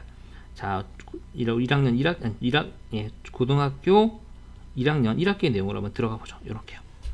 자, 몇 번 들어가요? x 한 번 들어가고요. 곱하면 x의 제곱 마이너스 3x 빼면 얼마 남아요? 4가 남아요. 물론 여러분들은 공부를 조금 많이 하신 분들은 얘를 얘로 나누면 몫이 x고 나머지가 4가 나오겠구나. 와, 짱이에요. 암산되면 짱입니다. 공부 많이 하신 거고요. 안 된 친구들은 이렇게 하시면 돼요. 하다 보면 늘어납니다. 그럼 얘가 그때 몫이고요. 얘가 그때 나머지가 4가 됩니다. 그래서 이 기억은 어떻게 바뀌게 되냐면 이 녀석, 이 기억식은요. 목 더하기 나누는 식분의 나머지 이렇게 바뀌게 되는 거예요. 어렵지 않죠? 그죠? 어렵지 않습니다. 실제로 통분해 보면 똑같이 나오죠. 그죠? 자, 이렇게 해도 되고요. 이게 잘 이해가 안 가시는 부분은요. 분은 이렇게도 한번 해보세요, 여러분들. 자, 위에 있는 2차식 부분을요. 이 1차식까지만 x로 묶어요. 이렇게. 그 다음에 따로 씁니다. x-3분의 x에 x-3 더하기 x-3분의 4. 그럼 여기가 약분되면서 얘랑 똑같은 형태가 나와요. 뭐가 됐든 이렇게 바꿀 수만 있으면 됩니다. 두 가지 방법 다 소개시켜 드렸어요. 자, 그래서요. 여기서 계속 한번 이어서 해볼게요. 이제는 이제 우리가 앞에서 풀었던 유형이랑 똑같아지는데요. 자, 양수 조건이 주어졌는데 분모랑 곱했을 때 약분이 안 되잖아요. 그럼 여기다 적당한 수를 더하거나 빼서 분모랑 똑같은 형태로 만드는 거죠. 그래서 x-3 더하기 x-3분의 4. 우리가 여기다가 우리 맘대로 빼기 3을 했으니까 다시 더하기 3을 해주고요. 그럼 보시면 x가 3 이상이기 때문에 여기도 양수 곱하면 약분되는 녀석의 부등식 문제, 산술기하평균이 됩니다. 자, 여기 두 개만 산술기하평균을 적용하는 거고요. 자, 크거나 같다 2배의 루트에 x-3 곱하기 두 양수의 곱이 오는 거니까요. 이렇게 됩니다. 그럼 얘는 약분되고요. 루트 4니까 2죠. 2 곱하기 2니까 여기가 4가 되고요. 이걸 계산하는 값이 7이 돼서 최소값은 7이 되겠습니다. 어렵지 않죠? 네, 빨간색인데 우리가 핵심만 이해하면 별로 어렵지 않은 문제가 되겠습니다. 자, 이번에는 2차식 분의 1차식 꼴이 되겠어요. 그럼 우리가 이를 어떻게 구할 거냐면요. 최대값은요. 기억은 최대값은 x분의 x제곱 더하기 2x 플러스 9의 최소값 의 역수를 구하면 되는 거예요. 이해 조금 이해하기 힘들죠, 여러분들. 그죠? 네. 그래서 이걸 이제 우리가 바꿔보게 되면 앞에서 똑같이 한번 해볼까요? 이번에는 나눗셈을 하지 않고 이거 두 개만 x로 묶어볼게요. 그럼 x에 x 플러스 2 더하기 9가 되고요. 그죠? 이거 분수를 예분의 예 더하기 예분의 예를 따로 쓰게 되면 이렇게 약분이 되죠, 앞에 거는. 그래서 x 플러스 2분의 더하기 x분의 9 이런 식으로 바뀌게 됩니다. 자, 이해하셨나요, 여러분들? 그래서 얘를 조금 x 더하기 x분의 9 더하기 2로 바꿀게요. 이해 가시죠? 그럼 얘는 뭐 식을 변형할 것도 없이 곱했을 때 바로 약분이 되니까 크거나 같다 2배 루트에 얘 곱하기 얘가 9입니다. 그리고 뒤에 있는 더하기 2는 그대로 써주는 거죠. 그럼 얘는 크거나 같다 여기가 3 여기까지 6 더하면 8이 됩니다. 그래서 이 녀석의 최소값이 8이에요. 그럼 역수의 최대값은 얼마가 되죠? 8분의 1이 되죠. 따라서 답은 8분의 1이 됩니다. 이해하셨나요, 여러분들? 자, 여기서 사용되는 정리를 굳이 이제 설명해 주자면요. 두 양수 A, B에 대해서요. 두 양수 A, B에 대해서 이렇게 해서 한번 써볼게요. 미안해요. 두 양수, 사실 양수 조건이 필요 없어요. 부호가 같은 두 수면 됩니다. 우리는 근데 산술기하 평균이니까 그냥 양수라고 할게요. 두 양수 A, B에 대해서 A가 B보다 크면은요. 그러면 역수를 취하면 부등호 방향이 바뀝니다. 이게 이용되는 거죠. 사실 이 개념 자체를 뭐 따로 우리가 단어를 잡아서 공부하는 건 아니지만 그래서 이렇게 짜투리 정리로 나올 때 확실하게 알아두는 게 좋습니다. 자, 양수 혹은 부호가 같아도 상관이 없어요. 부호가 같아도 상관이 없습니다. 부호가 다를 땐 성립하지 않고요. 그렇기 때문에 역수를 구해서 8로 최소값이 8이 되게 되면 역수를 취하게 되면 최대값이 8분의 1이 되는 거예요. 자, 이번엔 산술기하 평균의 도형 활용 문제를 한번 해볼게요. 자, 무조건 중간고사에 나오는 문제 유형이라고 보시면 되겠습니다. 이렇게 철망으로 만드는 문제도 있고 뭐 수로가 지나가는 물의 문제, 단면의 문제 뭐 여러 가지가 있어요. 자, 일단 철망 문제부터 한번 해보죠. 자, 1번 가로 세로를 x, y라고 두고 문제에서 주어진 힌트를 식으로 표현합니다. 문제에서 보통 둘레를 이제 알려주거든요. 네, 철망의 둘레. 자, 합도는 곱이 일정한 경우 뭐를 이용합니다? 당연히 살순이 아니라 자, 산술기하 평균을 이용을 합니다. 자, 문제 한번 보죠. 길이가 40m인 철망을 이용을 해서 오른쪽 그림과 같이 3개의 직사각형으로 이루어진 우리를 만들려고 할 때 전체 우리의 넓이의 최대값은, 잘 보세요. 한 칸을 가로를 x, y라고 합니다. 그럼 철망이 들어가는 부분은 x가 하나, 둘, 셋, 넷, 다섯, 여섯, 6x만큼 철망을 쳐야 되고요. y도 하나, 둘, 셋, 넷, 4번 쳐야 됩니다. 이게 우리가 철망을 쳐야 되는 부분이 되고, 우리가 사용한 철망의 모든 길이는 40m죠. 그리고 당연히 x하고 y는 사각형의 길이기 때문에, 가로 세로이기 때문에 양수일 겁니다. 양수 조건이 주어진 합이 일정한 최대 최소 문제입니다. 자, 산술기하 평균이 되겠죠. 자, 그래서 우리가 지금 알려고 하는 건 뭐냐면, 결과적으로 뭐의 최대값이냐면, 가로가 지금 현재 뭐예요? 3x죠. 그 다음에 세로가 뭐예요? y입니다. 즉 3x 곱하기 y, 3xy라고 할게요. 넓이 3xy의 최대값을 구하면 되겠습니다. 자, 그래서 먼저 산술기하 평균 적용을 한번 해보죠. 자, 6x 더하기 4y 두 양수의 합은 크거나 같다 2배 루트에 2개 곱이죠. 얘랑 얘랑 곱하면 24xy가 되겠습니다. 그리고 지금 6x 더하기 4y가 문제에서 40이라고 알려졌죠. 그 양변을 2로 나누게 되면 여기는 20이 되고요. 크거나 같다 24xy. 양변을 제곱하게 되면, 자, 400이 크거나 같다, 여기는 루트만 없어지면서 24xy. 자, 그래서 선생님은 3xy를 구할 거기 때문에 양변을 그냥 8로만 나눌 겁니다. 8로만 나누면 50은 크거나 같다 3xy가 되면서 넓이 3xy의 최대값은 50이 된다는 걸 확인할 수 있습니다. 물론 여러분들이 xy를 구해가지고 거기다가 3을 곱해도 크게 상관은 없습니다. 자, 오른쪽 문제 한번 해볼까요?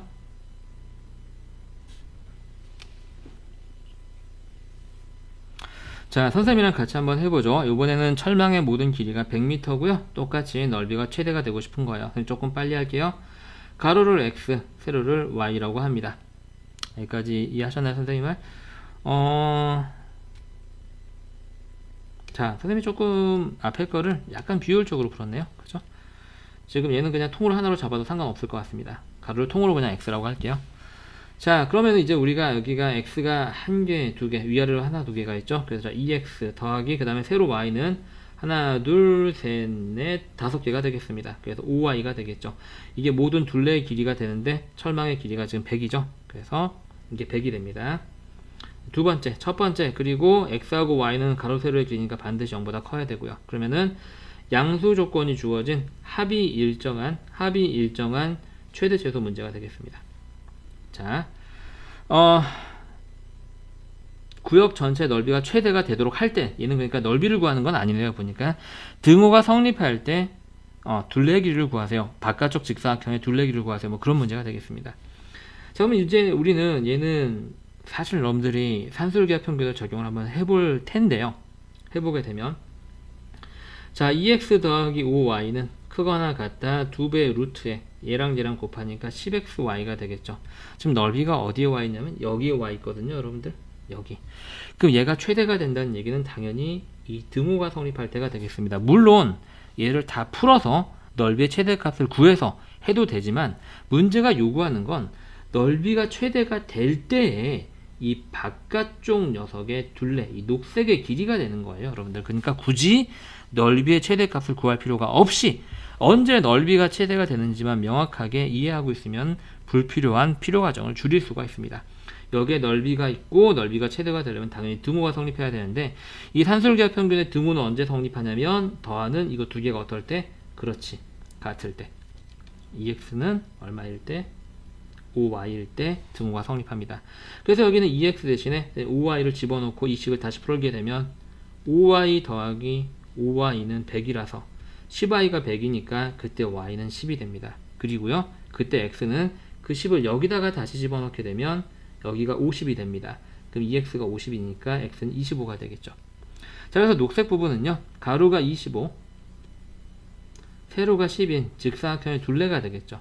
그래서 우리가 둘레 구하는 공식에 의해서 가로 더하기 세로의 2배, 답은 70 하고 풀리게 됩니다. 자, 이번엔 코시-슈바르츠 부등식의 대표형 문제를 한번 풀어보겠습니다. 아주 간단한 기본 적용법 유형 문제가 되겠네요. 자, 문자가 두 개인 경우를 한번 풀어볼게요. a, b, x, y가 실수일 때 a제곱 더하기 b제곱, x제곱 더하기 y제곱 모양으로 기억하라 그랬어요. 그럼 먼저 괄호 열고 앞에 것끼리 곱한 거 더하기 뒤에 것끼리 곱한 거의 전체 제곱이 항상 이 녀석보다 작거나 같다. 그리고 등호는 언제 성립한다?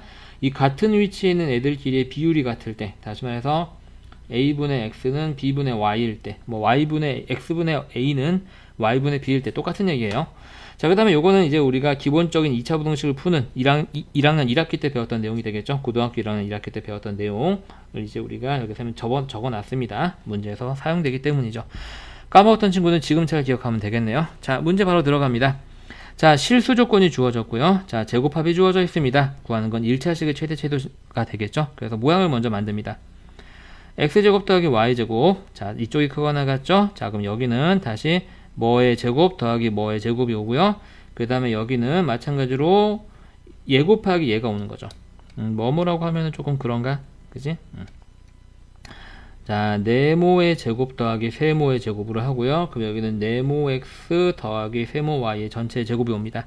자, 이제 이 녀석의 모양을 여기서 맞춰줍니다. 그럼 여기가 1이 되고 여기가 2가 되겠죠. 똑같이 1과 2가 들어가게 됩니다. 그리고 나서 계산을 합니다. 그럼 여기는 1의 제곱 더하기 2의 제곱이니까 5가 되고요. x제곱 더하기 y제곱은 문제에서 5라고 알려졌기 때문에 5가 됩니다. 따라서 이 녀석은 여기가 현재 x 더하기 2y의 제곱인데 이게 뭐보다 작거나 같다? 예, 25보다 작거나 같다. 따라서 풀게 되면 x 더하기 2y는 여기에 루트를 씌운 건 5죠? 마이너스 붙인 것보다 크거나 같고 붙이지 않은 것보다 작거나 같다. 이렇게 범위를 구할 수 있고요. 그럼 최대값과 최소값의 곱이니까 최대값 5, 최소값은 마이너스 5가 돼서 답은 마이너스 25가 되겠습니다. 자, 오른쪽 문제 한번 해볼게요. 자, 선생님이랑 마저 한번 해보겠습니다. 자, 똑같아요. 먼저 주어진 거 써볼게요. 자, x의 제곱 더하기 y의 제곱 쓰고요. 자, 얘가 네모의 제곱 더하기 세모의 제곱. 선생님이 지금은 이제 처음 하는 선행 과정이기 때문에 이렇게 모양을 다 맞춰주는데 여러분들이 공부를 하시다 보게 되면 얘만 딱 보고 나서도 아마 하실 수 있을 거예요. 아마 벌써 지금쯤 하실 수 있는 친구들도 많이 있겠죠. 요거 찾는 거니까 여기에 3, 2를 집어넣고 똑같은 자리에 3, 2를 집어넣습니다. 문제에서 주어진 값을 대입하죠. x제곱 더하기 y제곱은 a라고 알려줬고요. 얘는 9 더하기 4니까 13이 됩니다. 그래서 이 식은 13a가 크거나 같다 3x 더하기 2y의 전체 제곱이 되고요. 이 부등식을 풀게 되면 3x 더하기 2y는 여기에 루트 씌운 거에 마이너스를 붙인 게 되겠죠. 마이너스 루트 13a보다는 크거나 같고 루트 13a보다는 작거나 같습니다. 근데 최대값과 최소값의 차가 13이래요. 다시 말해서 최대값에서 최소값을 뺀 게 13이다 라는 얘기가 되겠죠. 그래서 니은 부분을 식으로 나타내게 되면 최대값 루트 13a에서 최소값 마이너스 루트 13a를 뺀 게 13이다 이런 얘기가 됩니다. 그럼 쟤는 2루트 13a가 13이 되고요. 양변을 제곱하게 되면은요 얘는 4가 되고요. 곱하지 않습니다. 얘는 13 곱하기 a가 되고 얘는 13의 제곱이 되겠죠. 13 하나씩 약분하고 나면 4a가 13이니까 a는 4분의 13 하고 나오게 됩니다. 자, 이번에는 문자가 3개 주어진 문자가 3개는 정확하게는 아닌데 3개가 문자가 괄호 안에 들어가 있을 때 코시 부등식을 한번 해볼게요. 자, 3개 별반 다르지 않다. 순서만 잘 지키자. 그래서 각 괄호에 첫 번째 문자, 그 다음에 두 번째 문자의 곱, 세 번째 문자의 곱의 제곱보다 크거나 같다. 이렇게 되고 등호는 두 개짜리와 마찬가지로 같은 위치에 있는 문자의 비율이 같을 때가 되겠습니다. 저럴 때 이 등호가 성립한다. 자, 문제 바로 들어가 보죠. 얘도 모양 맞추기입니다. 먼저 주어진 거 써볼게요. x제곱 더하기 y제곱 z의 제곱 쓰고요. 자, 얘가 크거나 같습니다. 자, 여기도 그러면 앞에 3개가 오겠죠. 각각 네모제곱 더하기 세모제곱 더하기 동그라미 제곱이라고 한번 해보겠습니다. 그럼 여기는 각각 첫 번째와 곱해지는 네모 x 더하기 세모 y 더하기 동그라미 z 이렇게 오겠죠. 이렇게요. 자, 이제 문제에서 구하라고 하는 모양을 맞춰볼까요? 1x니까 여긴 1이고요. 마이너스 2y니까 여기 마이너스 2, 3z니까 여기 플러스 3이 들어갑니다. 그럼 똑같이 여기에 대신 음수 대입할 때 괄호 치는 거 조금 조심하세요. 통째로 제곱되는 거니까요. 들어가게 됩니다. 여기 계산하죠. 1의 제곱은 1, 마이너스 2의 제곱은 4, 3의 제곱은 9가 되면서 더하면 14가 됩니다. 문제에서 x제곱 더하기 y제곱은 2라고 알려줬고요. 그래서 이 식을 다시 쓰게 되면 x 플러스 2y 마이너스 3z의 전체의 제곱이 뭐 이하다? 28 이하다. 그럼 부등식이 풀리는 2차 부등식의 원리에 의해서 이 안에 들어간 1차식은 무엇보다 크거나 같냐면 여기에 루트를 씌운 거에 마이너스를 붙인 것보단 크거나 같고 그냥 루트만 씌운 것보단 작거나 같죠. 요렇게. 자, 최소값을 구하라고 했으니까 얘가 최소값이 되겠네요. 루트까지 꺼내고 나면 마이너스 2루트 7이 되겠습니다. 자, 오른쪽 문제 한번 해보죠.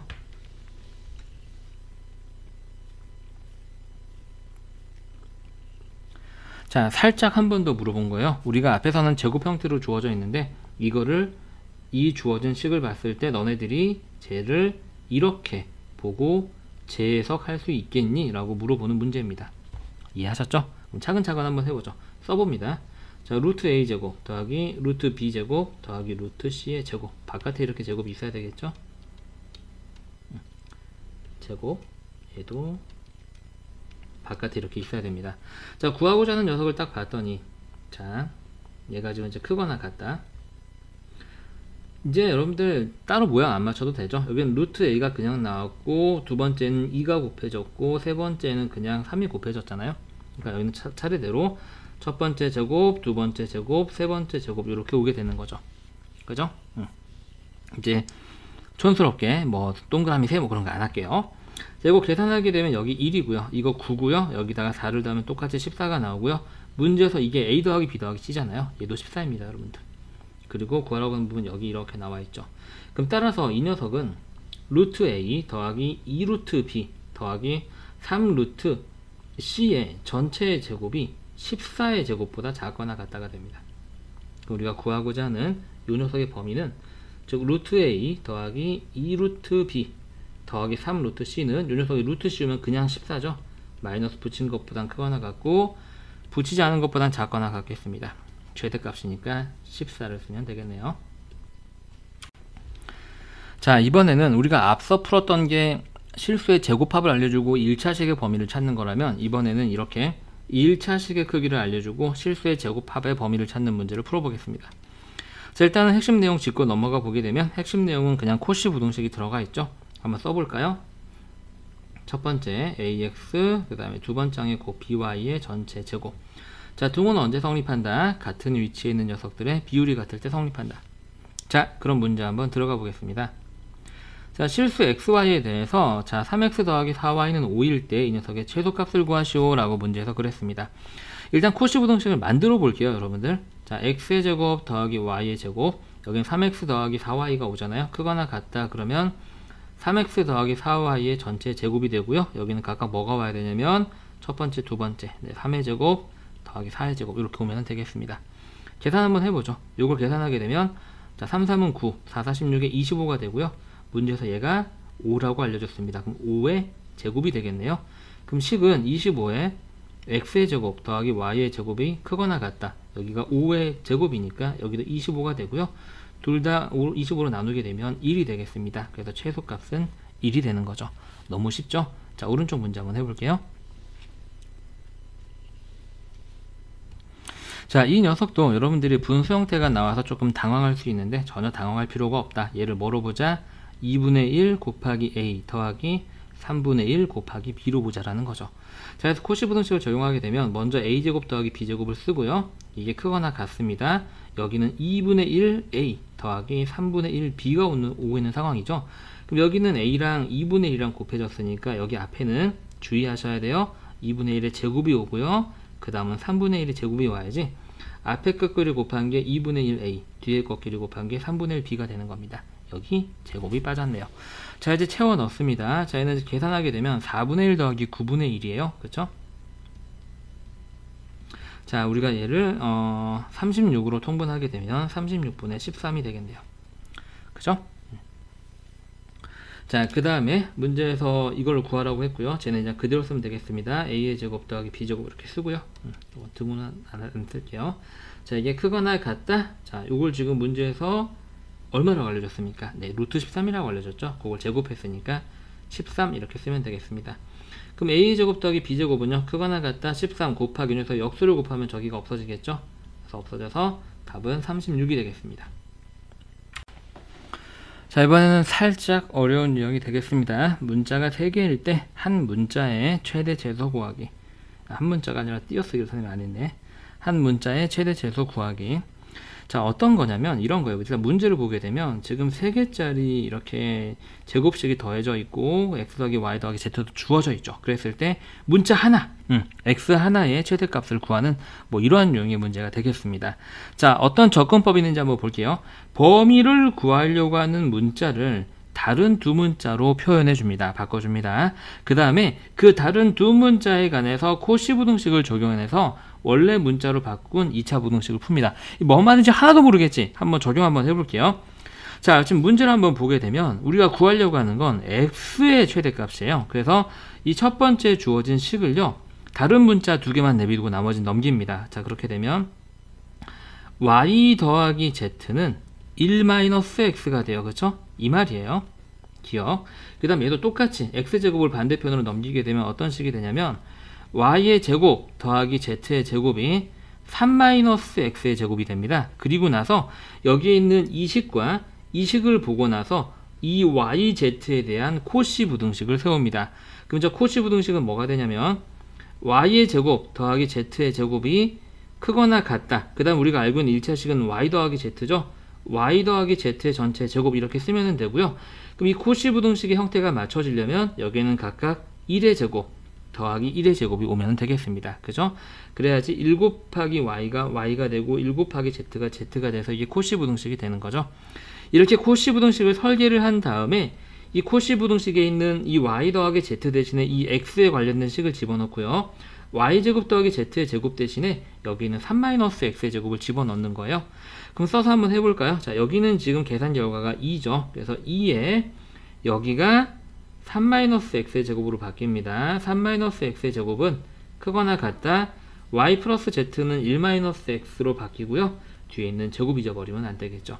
이제 전개할 거 전개하고 한쪽으로 넘겨서 문제 푸시면 되겠습니다. 풀어볼게요. 자, 6-2x의 제곱이 크거나 같다. x의 제곱 마이너스 2x 플러스 1. 좌변에 있는 걸 우변으로 넘겨서 써볼게요. 자, 그러면 3x의 제곱이 오겠죠. 3x의 제곱 마이너스 2x 그 다음에 마이너스 5가 되겠습니다. 그리고 이러한 식이 되겠죠. 자, 5하고 1, 3하고 1 이렇게 인수분해가 되고요. 그럼 얘는 3x 마이너스 5 곱하기 x 플러스 1이 0보다 작거나 같다 이렇게 되죠. 여기서 해가 3분의 5가 나오고 여기서 마이너스 1이 나오고 2차 부등식이 0보다 작거나 같기 때문에 따라서 x는 작은 근보다 크거나 같고 큰 근보다 작거나 같다. 이런 식으로 이제 x의 범위가 구해지고요. 최대값을 구하라 그랬으니까 3분의 5가 되는 겁니다. 그래서 2차 부등식이랑 연계되는 어려운 유형의 문제가 되겠죠. 자, 오른쪽 문제 한번 해보세요.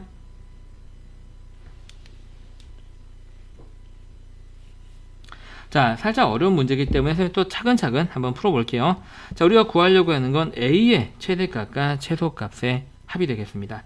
자, 그러면 먼저 이 주어진 식을 그러니까 a를 제외한 나머지 문자만 내비두고 정리합니다. 그럼 첫 번째 b 플러스 c가 2-a가 되고요. 이 식도 마찬가지가 되겠죠. 이 식을 바꿔두게 되면 b제곱 더하기 c제곱은 4-a의 제곱 이렇게 바뀌게 됩니다. 그래서 이 녀석과 이 녀석을 이용해서 먼저 코시 부등식을 설계를 합니다. 자, 그러면 b제곱 더하기 c제곱이 크거나 같다. 1차식이 b 플러스 c로 그냥 주어져 있죠. b 플러스 c의 전체의 제곱. 이게 코시 부등식 형태에 맞춰지려면 여기 있는 숫자와 여기 있는 b를 곱해서 그냥 b가 나온 거니까 1 제곱 잊지 말고요. 마찬가지로 1의 제곱 이런 형태가 돼야 되겠습니다. 자, 그리고 나서 이 주어진 식을요, 얘는 계산을 해서 2로 계산을 해내고요. 여기는 b제곱 더하기 c제곱을 4-a제곱으로 바꾸고요.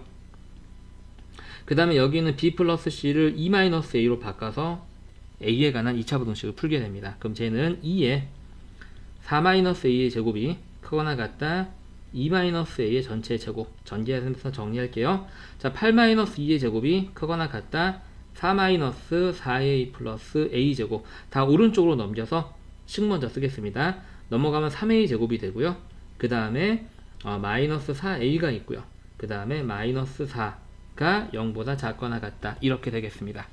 자, 이거는요, 지금 잘 보세요, 여러분들. 물론 이 상태에서요, 얘를 인수분해를 해서 부등식을 온전히 구해서 풀 수도 있습니다. 하지만 우리가 어차피 이 녀석이 0이 되게 하는 x값을 각각 알파, 베타라고 하고 그 중에 작은 걸 우리가 알파라고 한다면 이 부등식의 해 모양은 어차피 알파보다 크거나 같고 a는 베타보다 작거나 같다 이렇게 나올 거거든요.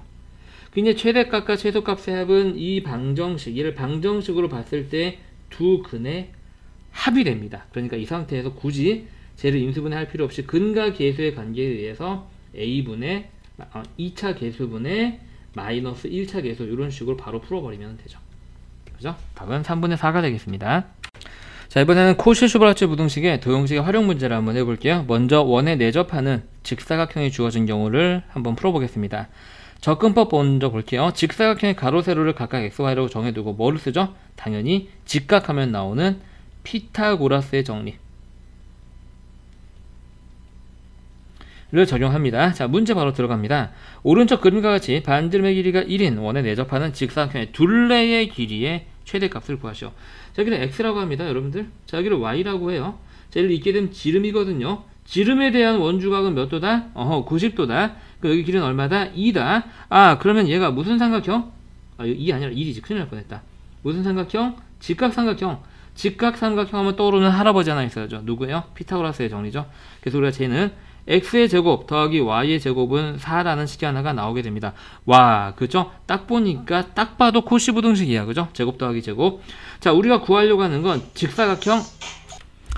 자, 미안합니다, 여러분들. 자, 그 다음에 이제 우리가 둘레의 길이의 최대값이잖아요. 우리 직사각형의 둘레는 가로 더하기 세로의 2배잖아요. 그럼 우리가 구하려고 하는 값은 뭐냐면, 뭐가 되는 거냐면, 지금 가로가 x, 세로가 y죠. 그래서 가로 더하기 세로의 2배. 즉, 우리는 2x 더하기 2y의 뭐를 구하려고 하는 거예요? 자, 최대값을 구하려고 하는 겁니다. 자, 실수의 제곱 더하기 실수의 제곱이 주어졌는데 어떤 1차식의 최대값을 구하는 거. 코시 부등식이죠. 만듭니다. x제곱 더하기 y의 제곱이 오고요. 크거나 같습니다. 여기는 2x 더하기 2y의 전체 제곱이 옵니다. 그럼 여기는 뭐가 와야 되죠? 여기 있는 애랑 여기 있는 애랑 곱해서 2x가 되는 거니까 2의 제곱 잊지 마시고요. 마찬가지로 여기도 2의 제곱이 와야지 얘랑 얘랑 곱해서 2y가 됩니다. 자, 이제 계산합니다. 자, 얘는 4 더하기 4니까 8이 됩니다. 얘는 우리가 피타고라스의 정리에서 4라는 걸 찾아냈고요. 그리고 얘가 작거나 같다 우리가 구하고자 하는 여기 둘레죠 지금. 예, 이렇게 되겠습니다. 그럼 둘레로 바꿔버릴게요. 그럼 둘레의 제곱이 32보다 작거나 같거든요. 그러니까 둘레는 마이너스 루트 32보다 크거나 같고요. 미안합니다. 그 다음에 뭐보다 작거나 같냐면 루트 32. 근데 둘레는 음수가 될 수는 없거든요. 그러니까 이 문제가 최소값을 구하라고 나오지 않았고요. 자, 지금 둘레 최대값은 얼마가 된다? 루트 32. 꺼낼 거 꺼내면 얼마다? 4 루트 2가 된다. 자, 오른쪽 문제 한번 해보죠.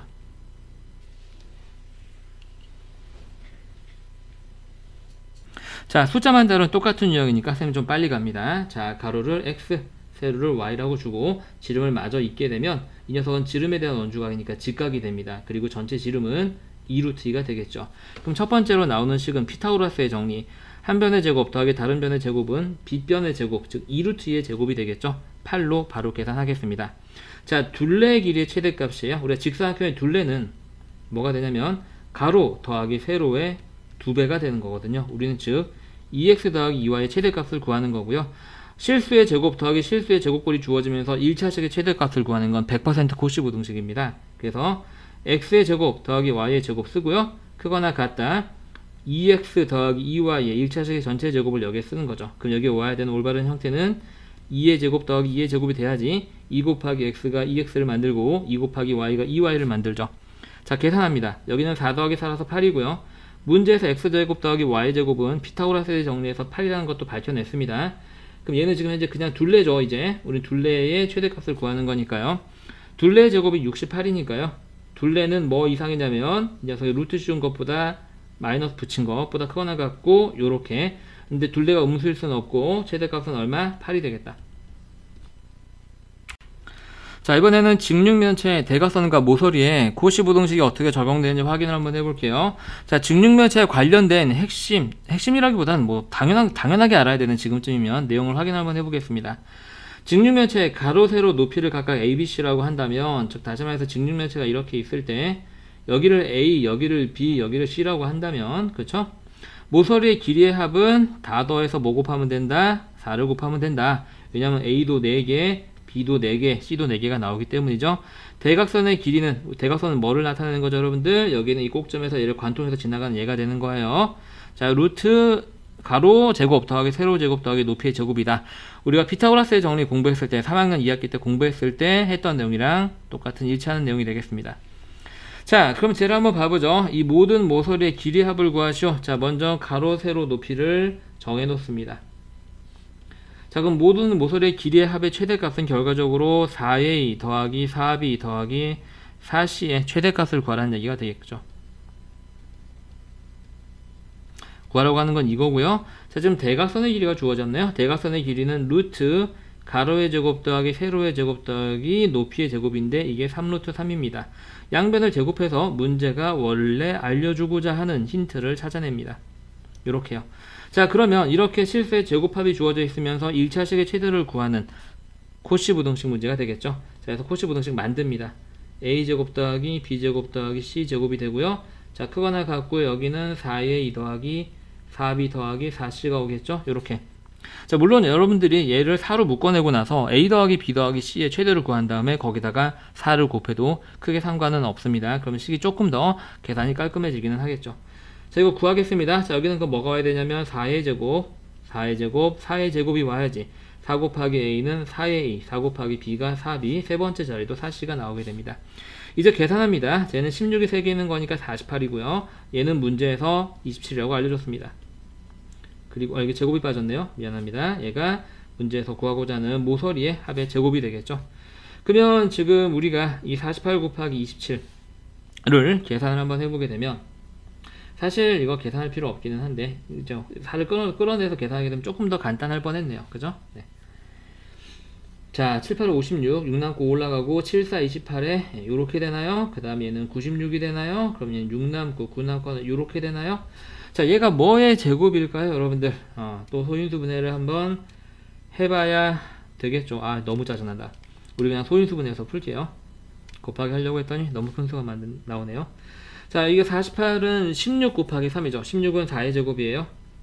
자, 27은 3의 3승이죠. 네. 그래서 이쪽 부분을 계산을 한 게 뭐가 되냐면 4의 제곱 곱하기 3의 4승이 됩니다. 이렇게요. 자, 그래서 우리가 이 부등식을 풀게 되냐면 결과적으로 이 모서리는 크거나 같다 마이너스의 루트에 4의 제곱 곱하기 3의 4승이 되고요. 작거나 같다 플러스 루트에 4의 제곱 곱하기 3의 4승. 우리는 최대값만 관심이 있죠. 사실 이거 음수가 나올 수 없고요. 모서리 길이 합이니까 이 녀석을 구하는 게 되는 건데 루트 풀어냅니다. 얘가 바깥으로 나오면서 지수가 절반으로 줄어들죠. 4가 되고요. 여기 34가 아닙니다. 3의 4승이에요. 그럼 3의 4승은 바깥으로 나오면서 3의 제곱으로 바뀌죠. 그래서 답이 36하고 나오게 됩니다. 사실 선생님이 곱하기로 그냥 풀어드리려고 했는데 소인수분해를 우리가 중학교 1학년 때 공부를 하고요. 이 소인수분해가 사실 잘 알고 나면은 여러분들이 나머지 과정 어떤 교육 과정에서 실제로 곱하기가 큰 수로 만들어지는 문제는 거의 다루지 않게 됩니다. 여러분들이 소인수분해를 조금 더 명확하게 사용을 잘 하셨으면 좋겠어요. 선생님이 절대 곱하기가 귀찮아서 안 한 건 아니라는 거 다시 한번 말씀드리고요. 자, 오른쪽 문제 살짝 패턴이 다르긴 합니다. 충분히 시간 가지고 해석해서 풀어보세요.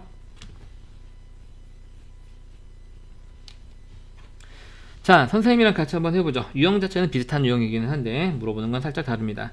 자, 지금은 전개도의 대각선이에요. 우리가 이 겨냥도, 이 입체도형에서 이 대각선이 아니라요. 펼친 상태에서 대각선의 길이가 되겠죠. 그게 2루트 5고 세로의 길이가 각각 가로 세로가 AB인 직사각형 모양을 접어서 밑면이 없는 그 옆면만 있는 거죠. 정사각 기둥 모양의 상자를 만들려고 한다. 이 상자 모서리 12개의 길이의 합에 어쨌든 모서리 12개니까 얘네들 면은 비어있더라도 이걸 다 더하라는 얘기가 되겠죠, 여러분들. 자, 그럼 보시면 아시겠지만요. 얘도 A고 이게 정사각 기둥이니까 여기도 A일 겁니다. 그럼 A가 하나, 둘, 셋, 넷, 다섯, 여섯, 일곱, 여덟 개, 즉 8A 더하기 B가 4개, 4B의 최대값을 구하라 라는 문제가 되는 거죠. 이해하셨죠? 그 다음에 여기서 만들어지는 공식은 당연히 뭐죠? 네, 직각이니까 피타고라스의 정리입니다. 즉 A의 제곱 더하기 B제곱은 얼마다? 요거 제곱하면 얼마죠, 여러분들? 20이 됩니다. 즉 이렇게 실수의 제곱합이 주어졌을 때 1차식의 최대값을 구하는 코시 문제가 되겠죠. 만듭니다. 코시 부등식 만들게요. 자, A제곱 더하기 B제곱이 크거나 같다. 우리가 찾으려고 하는 게 8A 더하기 4B의 최대값이죠. 그 다음에 여기는 그러면 각각 8의 제곱, 4의 제곱이 와야 되겠습니다. 이제 계산하면 되겠죠. 계산하면 얘가 8, 8이 64 더하기 4, 4, 16이니까 얼마가 되나요? 80이 되나요, 여러분들? 네. 그 다음에 문제에서 a제곱 더하기 b제곱은 얼마다? 20이다 라는 걸 알았고요. 곱하고 나면 여기가 얼마예요? 네, 1600이 됩니다. 따라서 이 녀석은 풀게 되면 8a 더하기 4b가 작거나 같다. 여기다 그냥 루트만 씌운 거 40. 그 다음에 크거나 같다. 여기다 루트 씌우면서 마이너스 붙인 거 마이너스 40이 되겠죠. 네, 최대값이니까 답은 40이 되겠습니다. 자, 이번에는 정삼각형 내부에 한 점이 주어진 코시 응용 문제를 한번 풀어볼게요. 난이도가 살짝 있는 문제입니다. 먼저 우리가 이 문제를 풀기 위해서 알아야 되는 다른 단원 개념을 확인을 한번 해볼게요. 한 변의 길이가 a인 정삼각형의 넓이 구하는 공식을 우리가 피타고라스의 정리를 학습할 때 공부했는데 4분의 루트 3a 제곱이었죠. 다시 말해서 이렇게 한 변의 길이가 a인 이 정삼각형의 넓이가 4분의 루트 3a 제곱이다. 요 내용은요, 여러분들 고등학교 졸업할 때까지 알고 계셔야 되는 기본 내용이에요. 자, 문제 바로 들어갑니다. 어떤 식으로 활용되는지 확인해 보죠. 자, 오른쪽 그림과 같이 한 변의 길이가 2인 정삼각형 ABC의 내부의 점 P에 대해서 각각의 수선의 발을 내려서 거리를 각각 ABC라고 했을 때 A제곱 더하기 B제곱 더하기 C제곱의 최소값을 구하시오. 자, 먼저 선생님이 할 거는 뭐냐면요, 이 녀석들의 기본 접근법은 이 점에서 이렇게 세 꼭지점을 이어요. 자, 그럼 삼각형이 총 몇 개가 생기냐면 1개, 그 다음에 2개, 그 다음에 여기 3개가 생기죠. 저 3개를 다 더한 게 정삼각형의 넓이와 같다라는 식이 나오게 됩니다. 첫 번째로 식으로 나타내보죠. 자, 빨간색 삼각형의 넓이는 밑변 곱하기 높이 곱하기 2분의 1. 자, 갈색은 여기도 똑같이 2겠죠. 한 변의 길이가 2니까요. 밑변 곱하기 높이 곱하기 2분의 1. 자, 뒤에 것도 해보나 마나 상관없이 밑변 곱하기 높이 곱하기 2분의 1. 이게 정삼각형의 넓이가 됩니다. 세 쪼개진 삼각형의 넓이를 다 더한 거니까요. 그게 정삼각형의 넓이 구하는 공식 4분의 루트 3에 곱하기 한 변의 제곱, 이렇게 바뀌게 되죠. 그럼 결과적으로 얘를 정리해 보게 되면 약분 되면서 결과적으로 문제가 알려주고자 하는 궁극적인 힌트는 요걸 하는 거죠. 이해하셨죠, 여러분들? 그래서 1차식이 주어졌을 때 제곱합의 최소값을 구하는 문제가 되는 거니까 당연히 코시 부등식이 되겠습니다. 설계하면 되겠죠. 자, a제곱 더하기 b제곱 더하기 c제곱, 그죠? 크거나 같다. 우리 주어진 1차식은 이게 되겠습니다. a 더하기 b 더하기 c의 전체 제곱이고요. 그럼 이 코시 부등식 형태가 맞으려면 얘랑 얘랑 곱해서 그냥 다시 a가 나와야 되니까 1의 제곱 더하기 1의 제곱 더하기 1의 제곱, 이런 형태가 돼야 되겠습니다. 이제 나머지는 계산만 하면 되겠죠. 이가 그냥 3이고요, 여러분들. 이게 지금 루트 3인데 제곱까지 하니까 여기까지 하면 똑같이 3입니다. 그럼 양변을 3으로 약분하게 되면 a제곱 더하기 b제곱 더하기 c제곱이 1 이상이다라는 결론이 나오게 되죠. 그래서 최소값은 1이 됩니다. 자, 오른쪽 문제 한번 해보세요.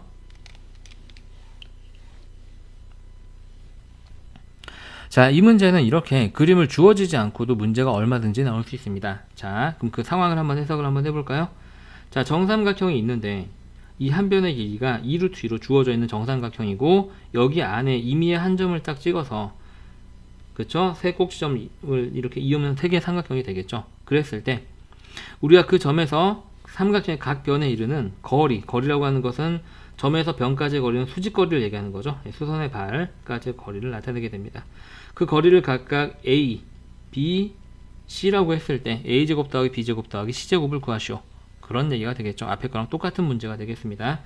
우리는 기본적인 접근법은 앞에와 마찬가지로 여기는 이 녹색과 그 다음에 여기는 이 빨간색 삼각형, 그 다음에 여기는 이 갈색 새 삼각형의 넓이를 더한 게 한 변의 길이가 2루트인 정삼각형의 넓이와 같다 라고 식을 세울 거예요. 자, 먼저 녹색부터 합니다.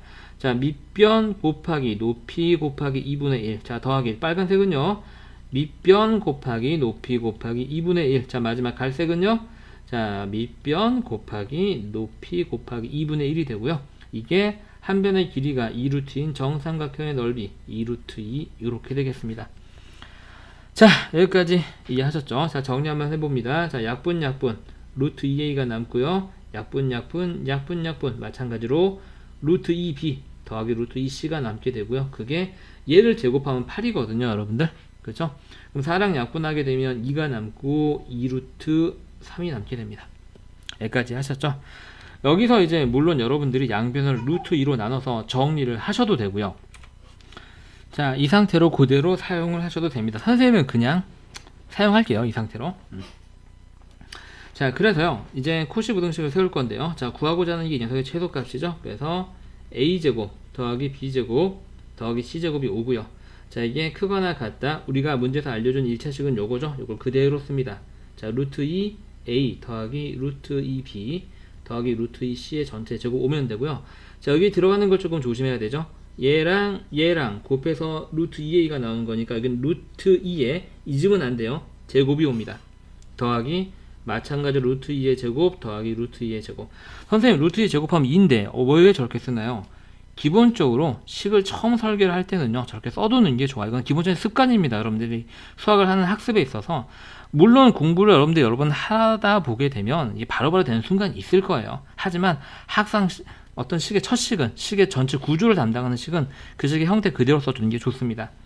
자, 계산합니다. 이제 계산은 얼마든지 암산해도 되죠. 2 더하기 2 더하기 2니까 6이고요. 자, 이건 우리가 구하려고 하는 거고요. 자, 크거나 같습니다. 문제에서 얘가 얼마라고 알려줬어요? 2루트 3입니다. 제곱하면 12가 되겠네요. 양변을 6으로 약분하게 되면 우리가 구하는 a제곱 더하기 b제곱 더하기 c제곱은 2 이상이다 라는 범위가 나오게 됩니다. 그래서 답은 최소값 2가 되겠네요.